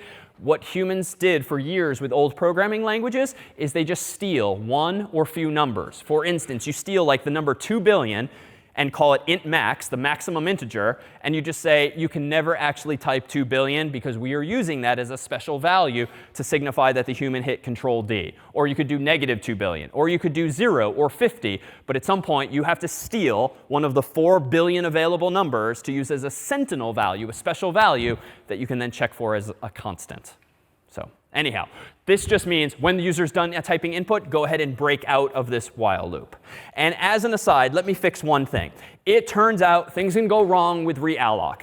And if realloc fails to allocate memory, it can return null, a special value that just means something went wrong. It's an invalid pointer. It's the address 0. And so it turns out there's a subtle bug here where technically I should actually do this. Store realloc's return value in a temporary variable, because if temp equals null, something went wrong, and I should actually go ahead and quit out of this program. But let me wave my hand at that for now, because it's more of a corner case. But you'll see in the online version of this program, we have additional error checking that just checks in the rare case that realloc fails, clean it up and return properly. But I'll wave to the online code for that. All right. Any questions on that example before we move on? Yeah? So in realloc, when it creates the new pointer for the like larger array, Yes. is it clear the memory from the original pointer? Is it automatically create? Good question. When you call realloc and it ends up allocating more space, does it clear the original memory? No. And that is where garbage values come from, for instance, because if they're just left in memory from the previous use. Other questions? Yeah? What does the user actually type to break? Like, what would that look Oh, like? Control-D. Okay. Control-D. And it's not break. It's to send end of file, end of input. Control-C kills or breaks out of the program itself. And that's the same as the int max kind of thing? Same as int max. You're not Yes. typing like a giant value, you're just doing. Correct. In the CS50 library, int max, yes, is the symbol. Okay. Yes. Yeah. Could you also just ask the user to, like say, do you want to enter another number, yes or no? Absolutely. We could add more logic, and you could use get string, and we could prompt him or her, hey, do you want to input another number? Only downside of that would be now I have to type in not only my number, but like yes or no constantly. So just a trade-off, user interface-wise. All right, so let me go ahead and return 0 here just as my simple solution to this problem of something going wrong. I've just compiled this program. Let me go ahead and run it. I'm going to type in 1 number, 2 numbers, 3 numbers, and now I'm bored. I don't want to keep doing this. How do I tell the computer I'm done? Control-D. And, oh, OK. That's correct behavior because I forgot a key step. What's that? Yeah, I'm not actually doing anything with the values. I should probably, like, for int I gets 0, I less than size, I++, code we had before. And I should probably print out you inputted %I, comma, this. Save that. Make list 1. So all I did was re-add the printing code. Now if I rerun this, 1, 2, 3, Control-D. Damn it. Oh, OK, now I broke my code here. Let me do this. we're going to get rid of this error checking because I'm not actually ever resizing. Numbers gets realloc. Oh, and maybe someone was chiming in with this. Numbers bracket size gets the user's input. Size plus plus, was this a key detail someone wanted me to do? OK, so I didn't actually finish the program earlier. Notice we left off as follows. Hey, computer, give me an array of size 0 initially. That's null. There's no memory for it. Therefore, the size of this array is 0. Do the following forever. Get a number from the human. If the number equals this special value int max, just break out, because the program is done. And actually, sorry, this is why I write these in advance, too. OK. Go ahead and prompt the user for a number. If they have inputted the control D, just break out of this loop. However, if the size of the array equals its current capacity, go ahead and reallocate space for this thing being one number bigger than it previously was. Now, assuming that has succeeded and we have memory, go ahead and just like our list 0 example, store in the numbers array at the current location, which is 0, whatever number the human typed in, and then increment the size by 1 to remember what we have done. I'm also, though, going to need to do capacity plus plus here to remember that we've increased the capacity of the array. So again, two measures. Capacity is how much space there is in total. Size is how much we're using. They happen to be identical at the moment because we're growing this thing step by step by step. All right, let me go ahead and hit save. Let me go ahead and compile this one last time. /list1 and input 1, 2, 3, Control D. And OK, now it's just an aesthetic bug. I forgot my \n. So just to prove that I can actually program, /list1, 1, 2, 3, Control D. Whew. All right. So you inputted 1. And the reason it didn't move to another line is because Control D gets sent immediately without hitting Enter. All right. Whew. That's all using arrays. Now let's do the sort of cake baked already and pull it out of the oven. The third and final example here is list 2. And actually, before we get there, let me note one thing. Yeah, let's do one last thing here. Let me go ahead and run, per earlier, our new friend Valgrind on list 1, enter. It's waiting for me to type in 1, 2, 3. Let me go ahead and hit Control D. Interesting. I seem to have a buggy program, even though I claimed a moment ago that I knew what I was doing. 12 bytes in one blocks are definitely lost in loss record 1 of 1. Again, I don't understand most of those words, but 12 bytes definitely lost, probably my fault. Why is it 12? And what are those 12 bytes? Yeah? I think you made 3 integers. Yeah, 1, 2, and 3. And each one is 4 bytes, and you never freed them after using malloc. Exactly. I typed in 3 numbers, 1, 2, and 3. Each of those is 4 bytes on this computer. That's 12, 3 times 4. And so I never freed them seems to be the source of the issue. So at the end, let's just prove that Valgrind can detect correctness as well. Free my numbers, semicolon. Let me go ahead and rerun make list 1. And now let me increase the size of this and do Valgrind again on list 1. Typing in the same values, 1, 2, and 3, Control D. All heap blocks were freed. No leaks are possible. So again, Valgrind is your friend. It finds problems that you didn't even necessarily notice, and you didn't have to read through your lines of code again and again to identify the source of the issue necessarily. All right, any questions then on these arrays that are dynamically allocated and the bugs we find therein with Valgrind?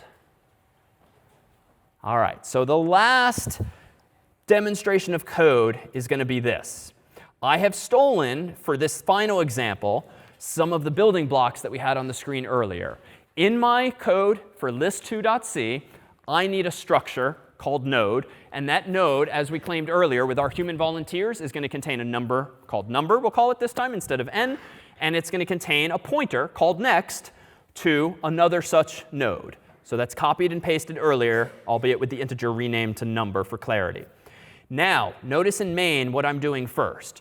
Go ahead and allocate an array of no space initially. So this was like when Comey was holding up first and representing the beginning of our data structure. This is the analog using an array. That the piece of paper that would be held up here would be numbers, and it's just pointing at nothing, null, like left hand down on the floor, because there's no memory yet allocated. But then go ahead and, while true, go ahead and get an integer from the user with this code here. Check if the user hit Control D, as with this arcane technique. And then our code is similar in spirit, but we have to stitch these things together. Allocate space for the number.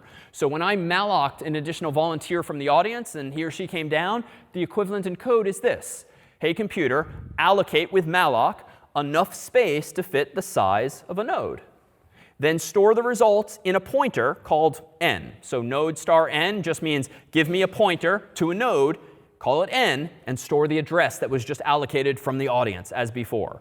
Why do I have these lines of code here that I've highlighted in blue? What's that expressing?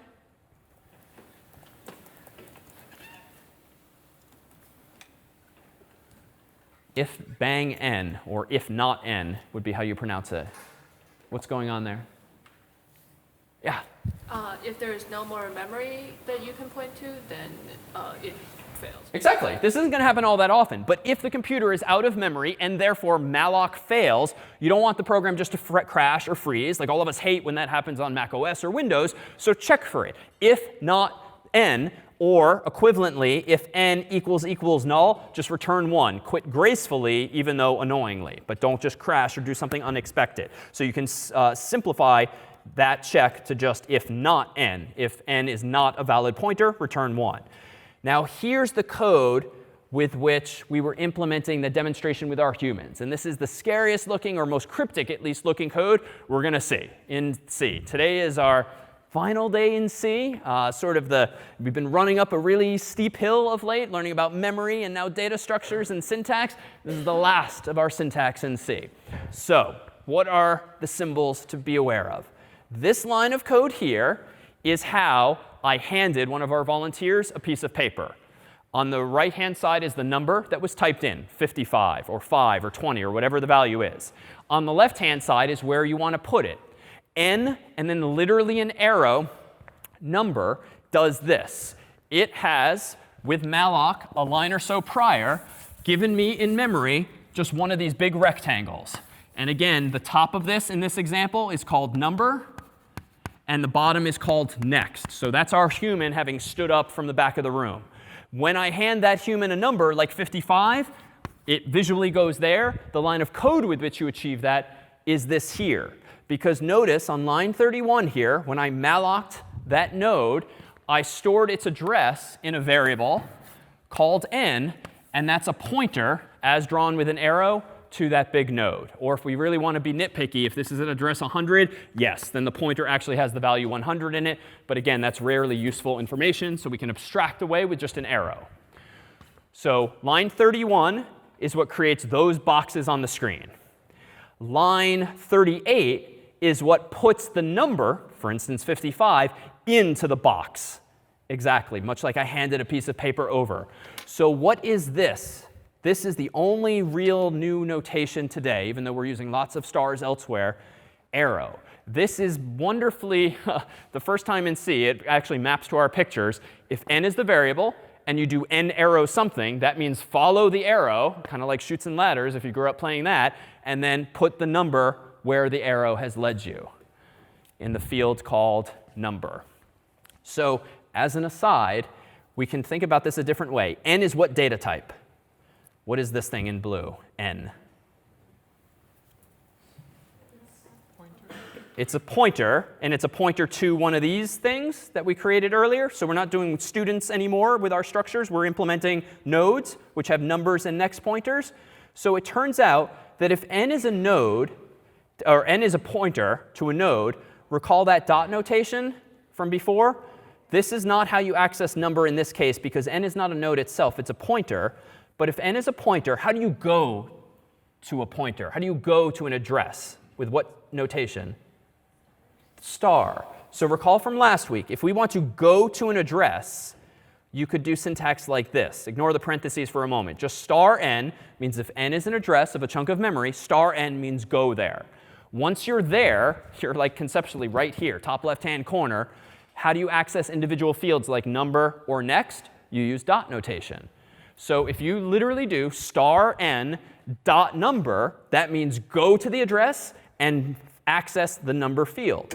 There's nice syntactic sugar in C, which is just a fancy way of saying shorthand notation, which is the arrow. But that's all it is. This arrow notation doesn't do anything new. It just combines go there with access a field in a struct, all in one breath, if you will. And this just looks a little prettier.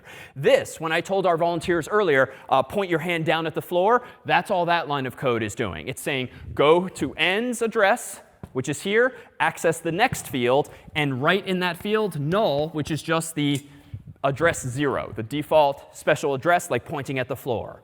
This line of code, 40, is just a quick error check. If numbers, what is that equivalent to? That's actually just saying if numbers not equals null. So if numbers is legitimate, if malloc worked correctly, then let's go ahead and do the following. Whew, this is a mouthful. What is going on here?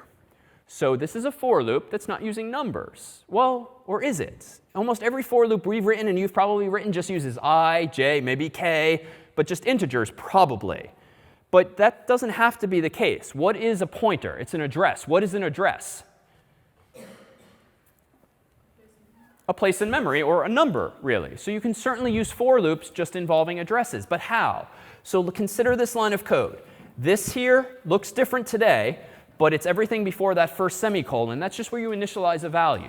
So this is like saying, hey, computer, go ahead and give me a variable called ptr and initialize it to be the start of my list.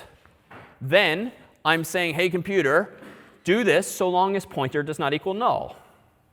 And then what am I doing?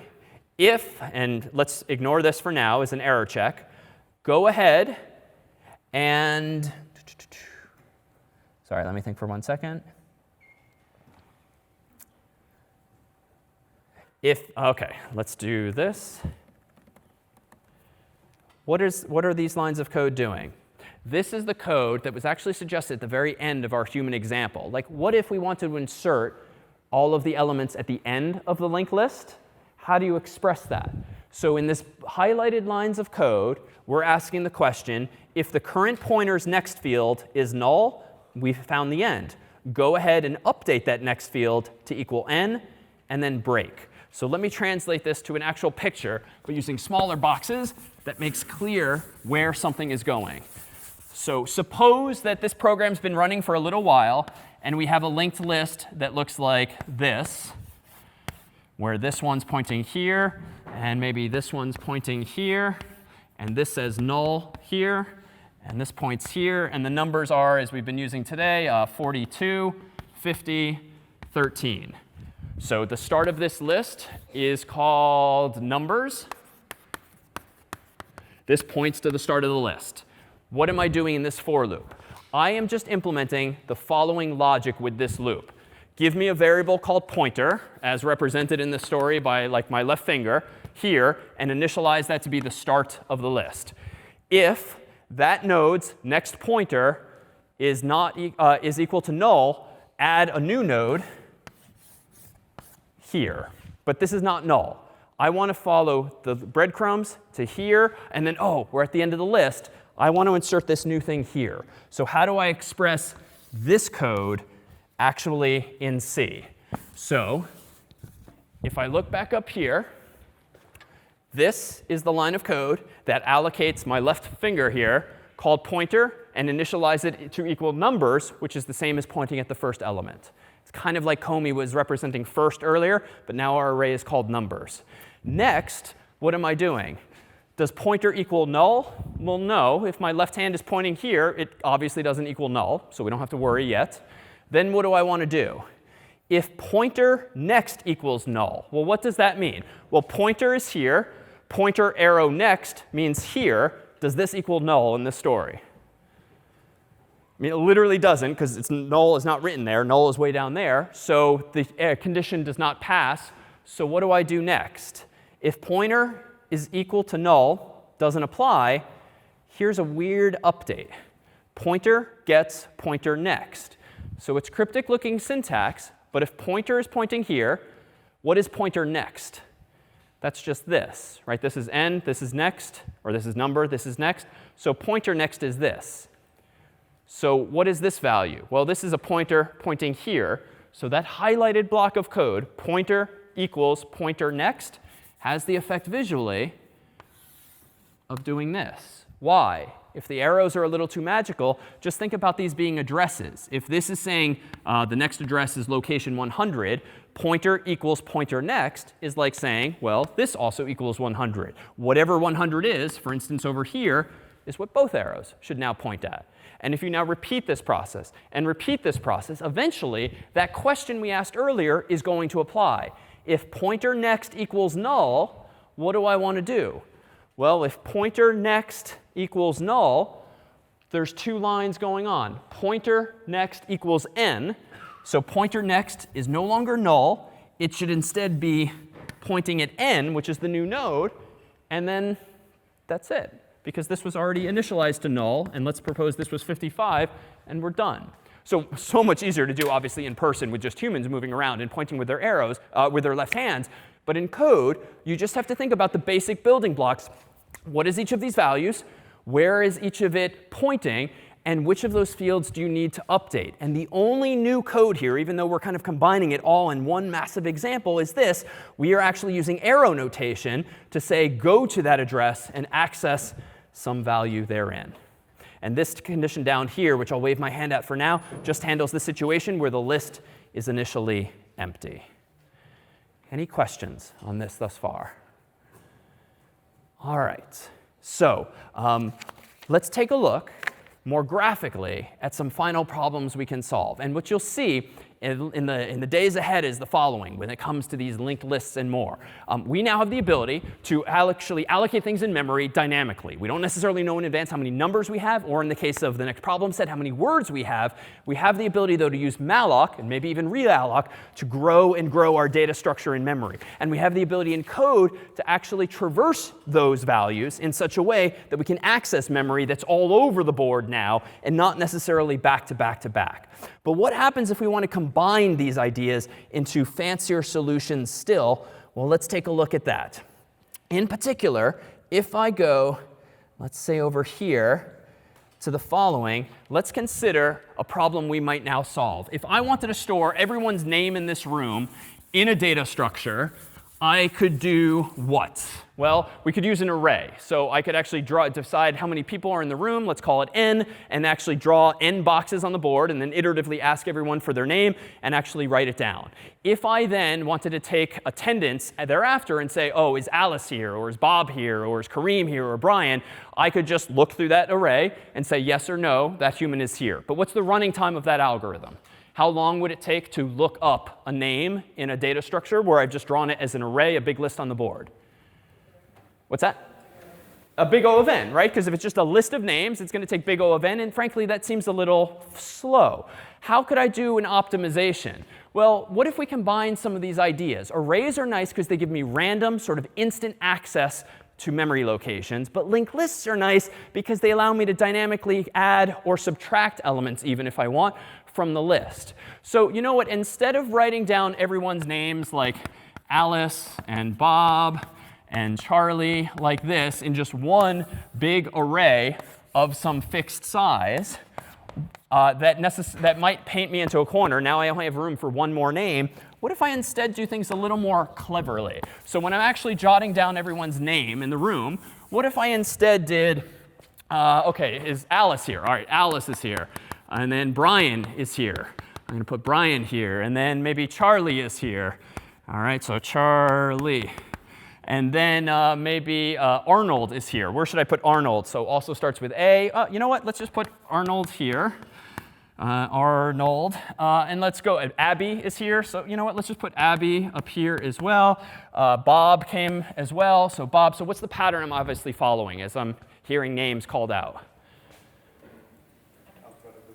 Alphabetically sorted, kind of. Like Abby kind of ended up in the weird place here, but that's fine because I didn't hear her name first. But I did kind of bucketize people into different rows of the board. In other words, all of the A names I seem to just write down for convenience at the top, and then all the B names together and C names. And probably if I kept going, I could do this all the way through Z in the English alphabet.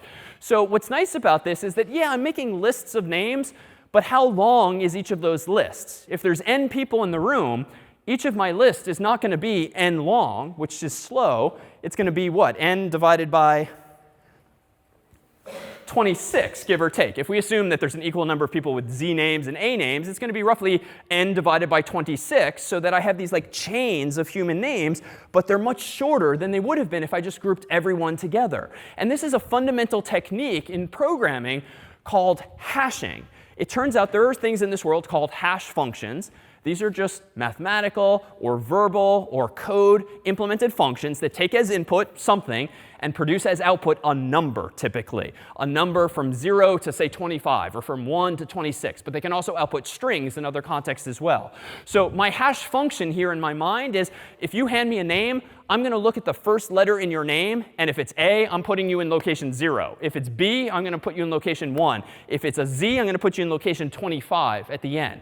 So these are all buckets. I've got, so to speak, in computer science, like 26 buckets or room on the board that represent the starts of people's names. So what is that? Well, it would seem that if I don't know in advance how many A names I have, that's kind of like drawing this as a linked list, if you will, that might just get longer and longer. But I do know that I only have a finite number of first letters. So that, at the risk of drawing a little messily, is kind of like drawing what data structure? Yeah, it's kind of like drawing an array that just has 26 spots. And what's nice about an array is that I have random access. I can jump right to any letter of the alphabet in constant time, one step. And once I get there, I'm still going to see a list of names. Thankfully, thanks to linked lists, that list can be short or long. But on average, let's say it's going to be 1/26th the length that it would have been if I just used one array or one linked list. So this technique of using a hash function, which again I've defined as you give me a name, I take that as input, I look at the first letter, and I return as output a number from 0 to 25.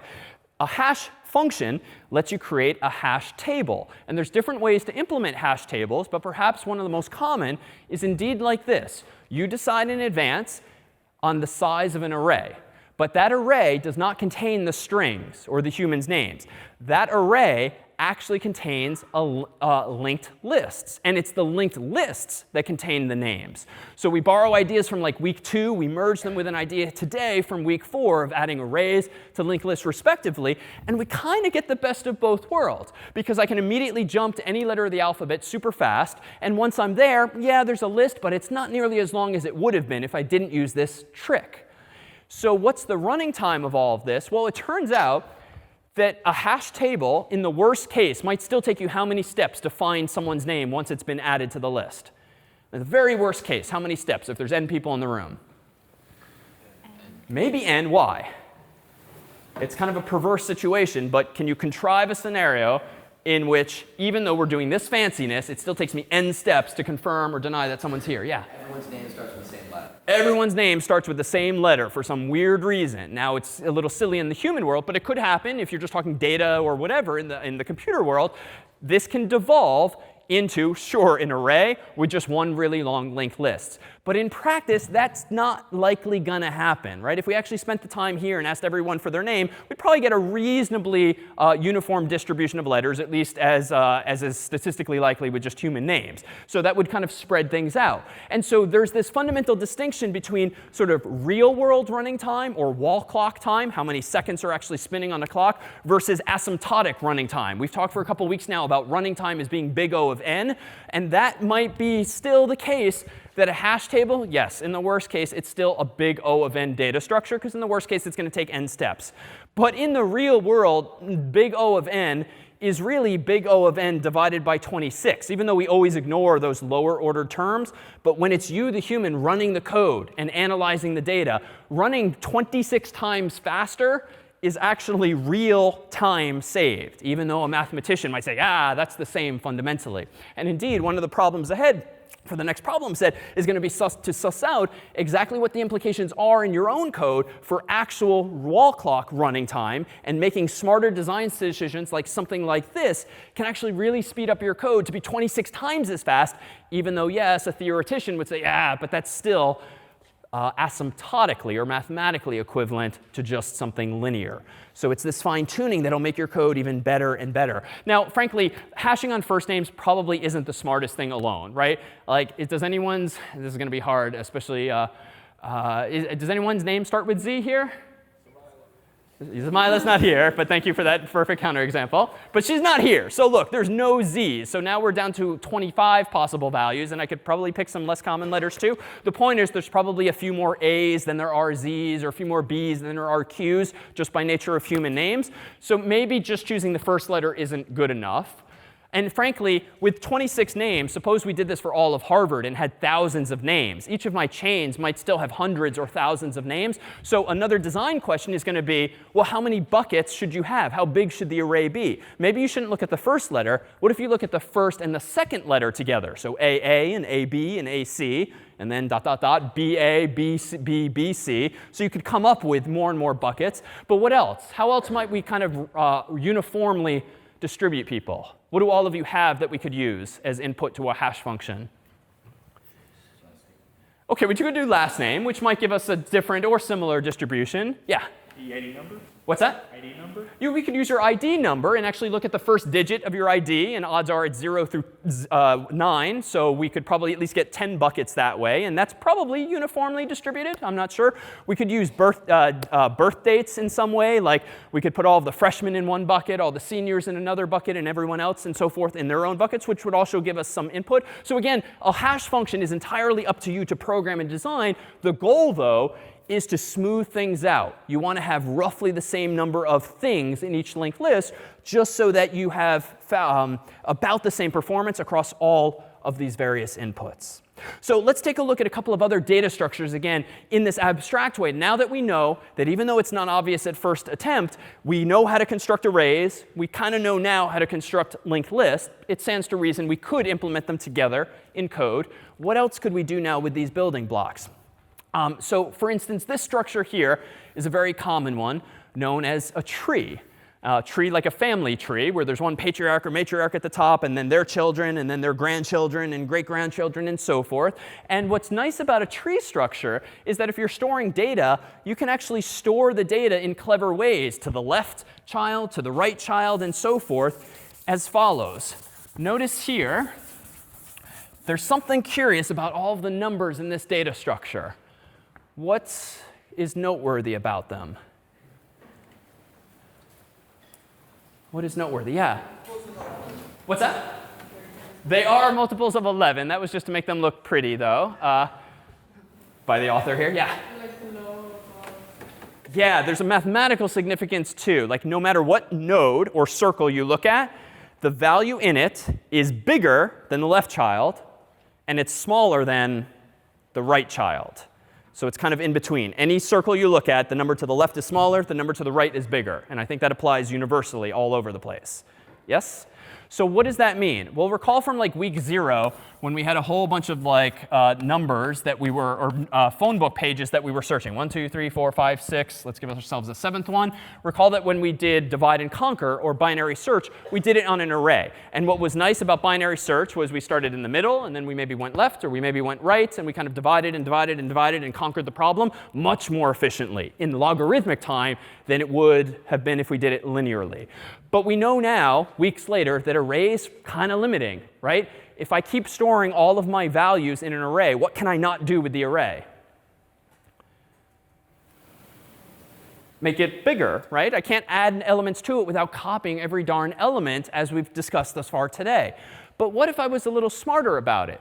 What if I stored my values not just in an array, but I started storing them in these circles, let's call them nodes, and each of those nodes is really just an integer plus 2 additional values? How would we implement this data structure in memory? Well, here's an int n, could represent the number in question. And we could put that in a data structure called a node that just has the same syntax as earlier today. But I've left room for 2 more fields. What is it that I want to represent in code if I want to start storing my numbers not in this old school week 0 array, but in a tree? Two to pointers, right? A tree, as drawn here, literally with arrows, is just like saying every one of these nodes or circles has a left child and a right child. How do you implement children? Well, you can literally just use pointer notation as well here. A left child is just a pointer to another struct on the left, and a right child is just another pointer to the child on the right. And what's nice about this, ultimately, is that we can now traverse this tree just as efficiently as we can traverse this array. Because notice, if I want to search for the number 66, how many steps does it take me?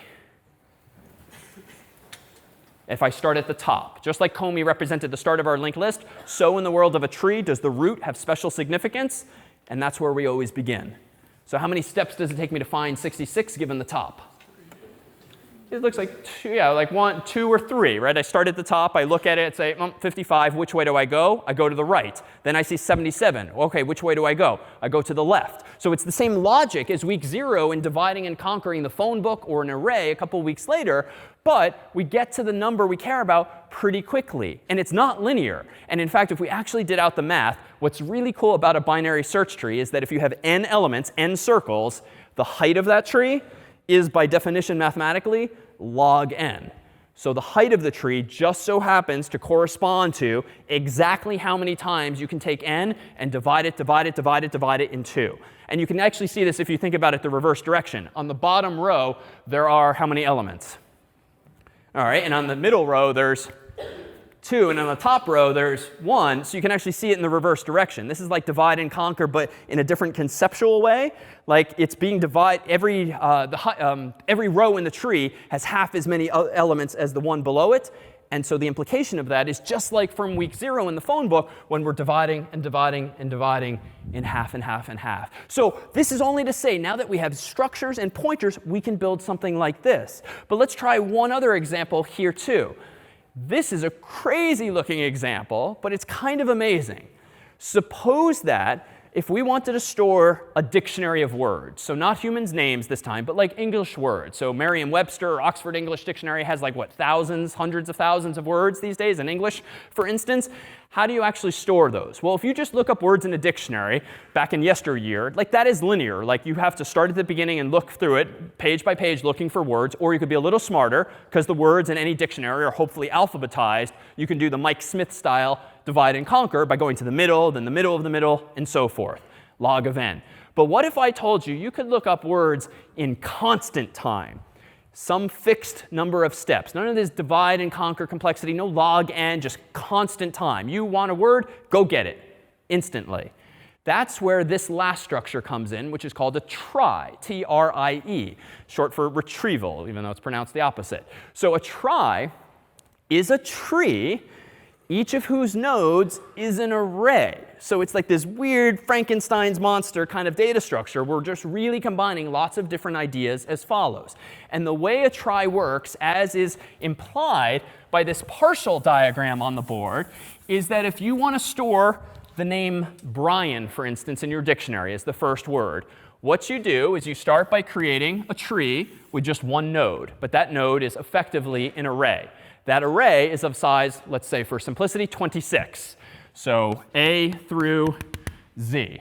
This location here, therefore, represents B for Brian. So if I want to insert Brian into this tree, I create one node at the top.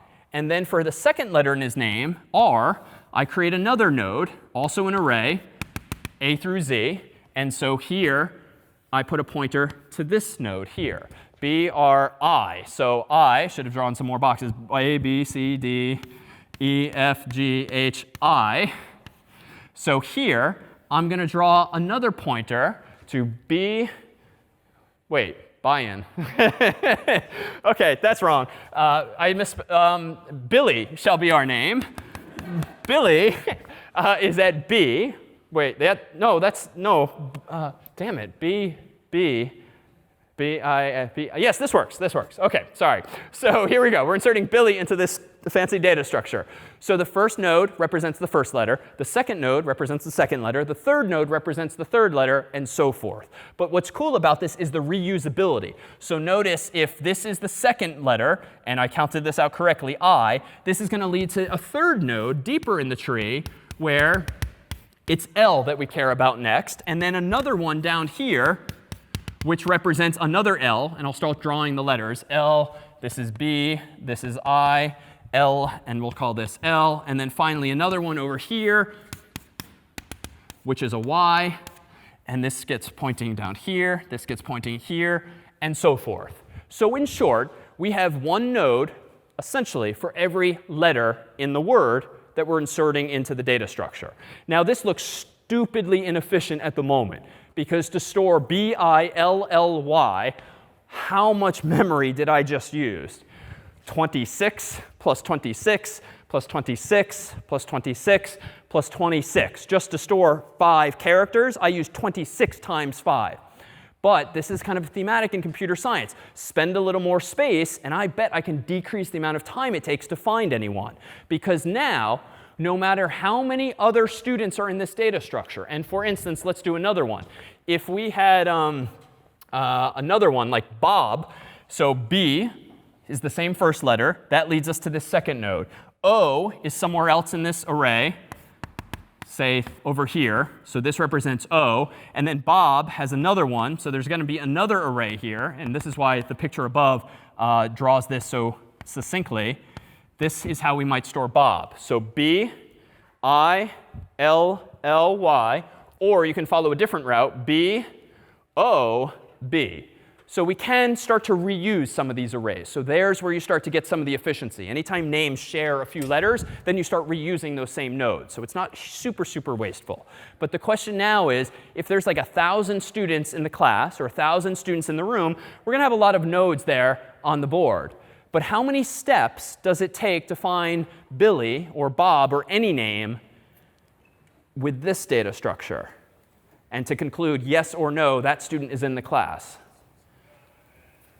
So like 5 for Billy, 3 for Bob, and notice none of that math has any relationship to how many students are in the room. If we instead wrote out a long list of 1,000 names, in the worst case, it might take me 1,000 steps to find Billy or Bob. Maybe I could be a little smarter if I sort it, but in the worst case, big O of n, it's linear.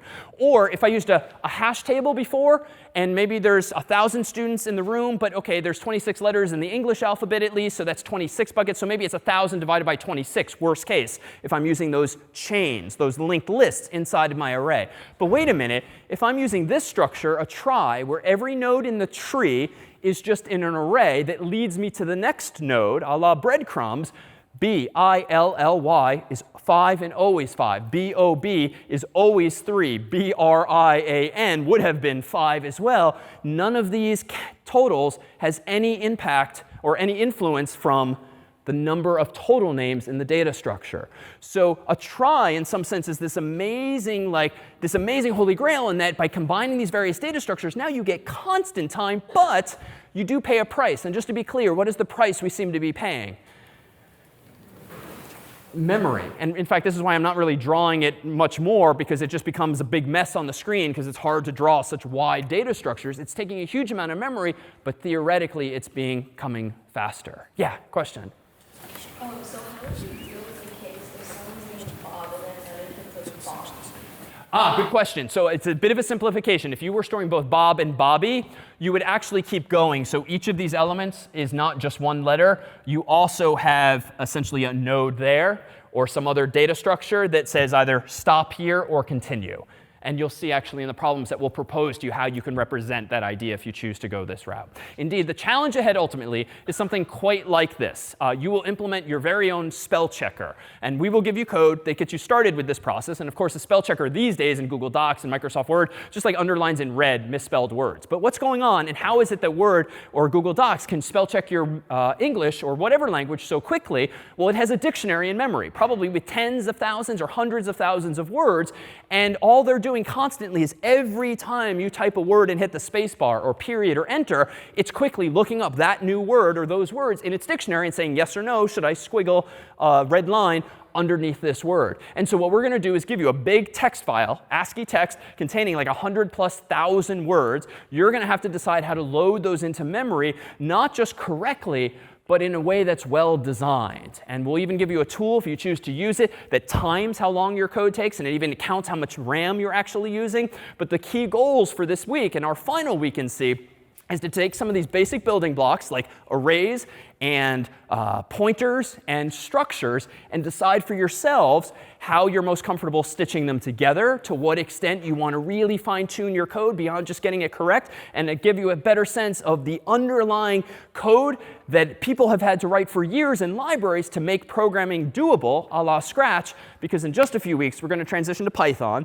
and the dozens of lines of code you've been writing now are going to be whittled down to 1 line, 2 line, because we're going to get a lot more features from these newer, fancier languages, but you'll hopefully have an appreciation of what is actually going on underneath that hood. So I'll stick around for any one-on-one questions. Let's call it a day. Take a duck on your way out for roommates as well. We'll see you next time.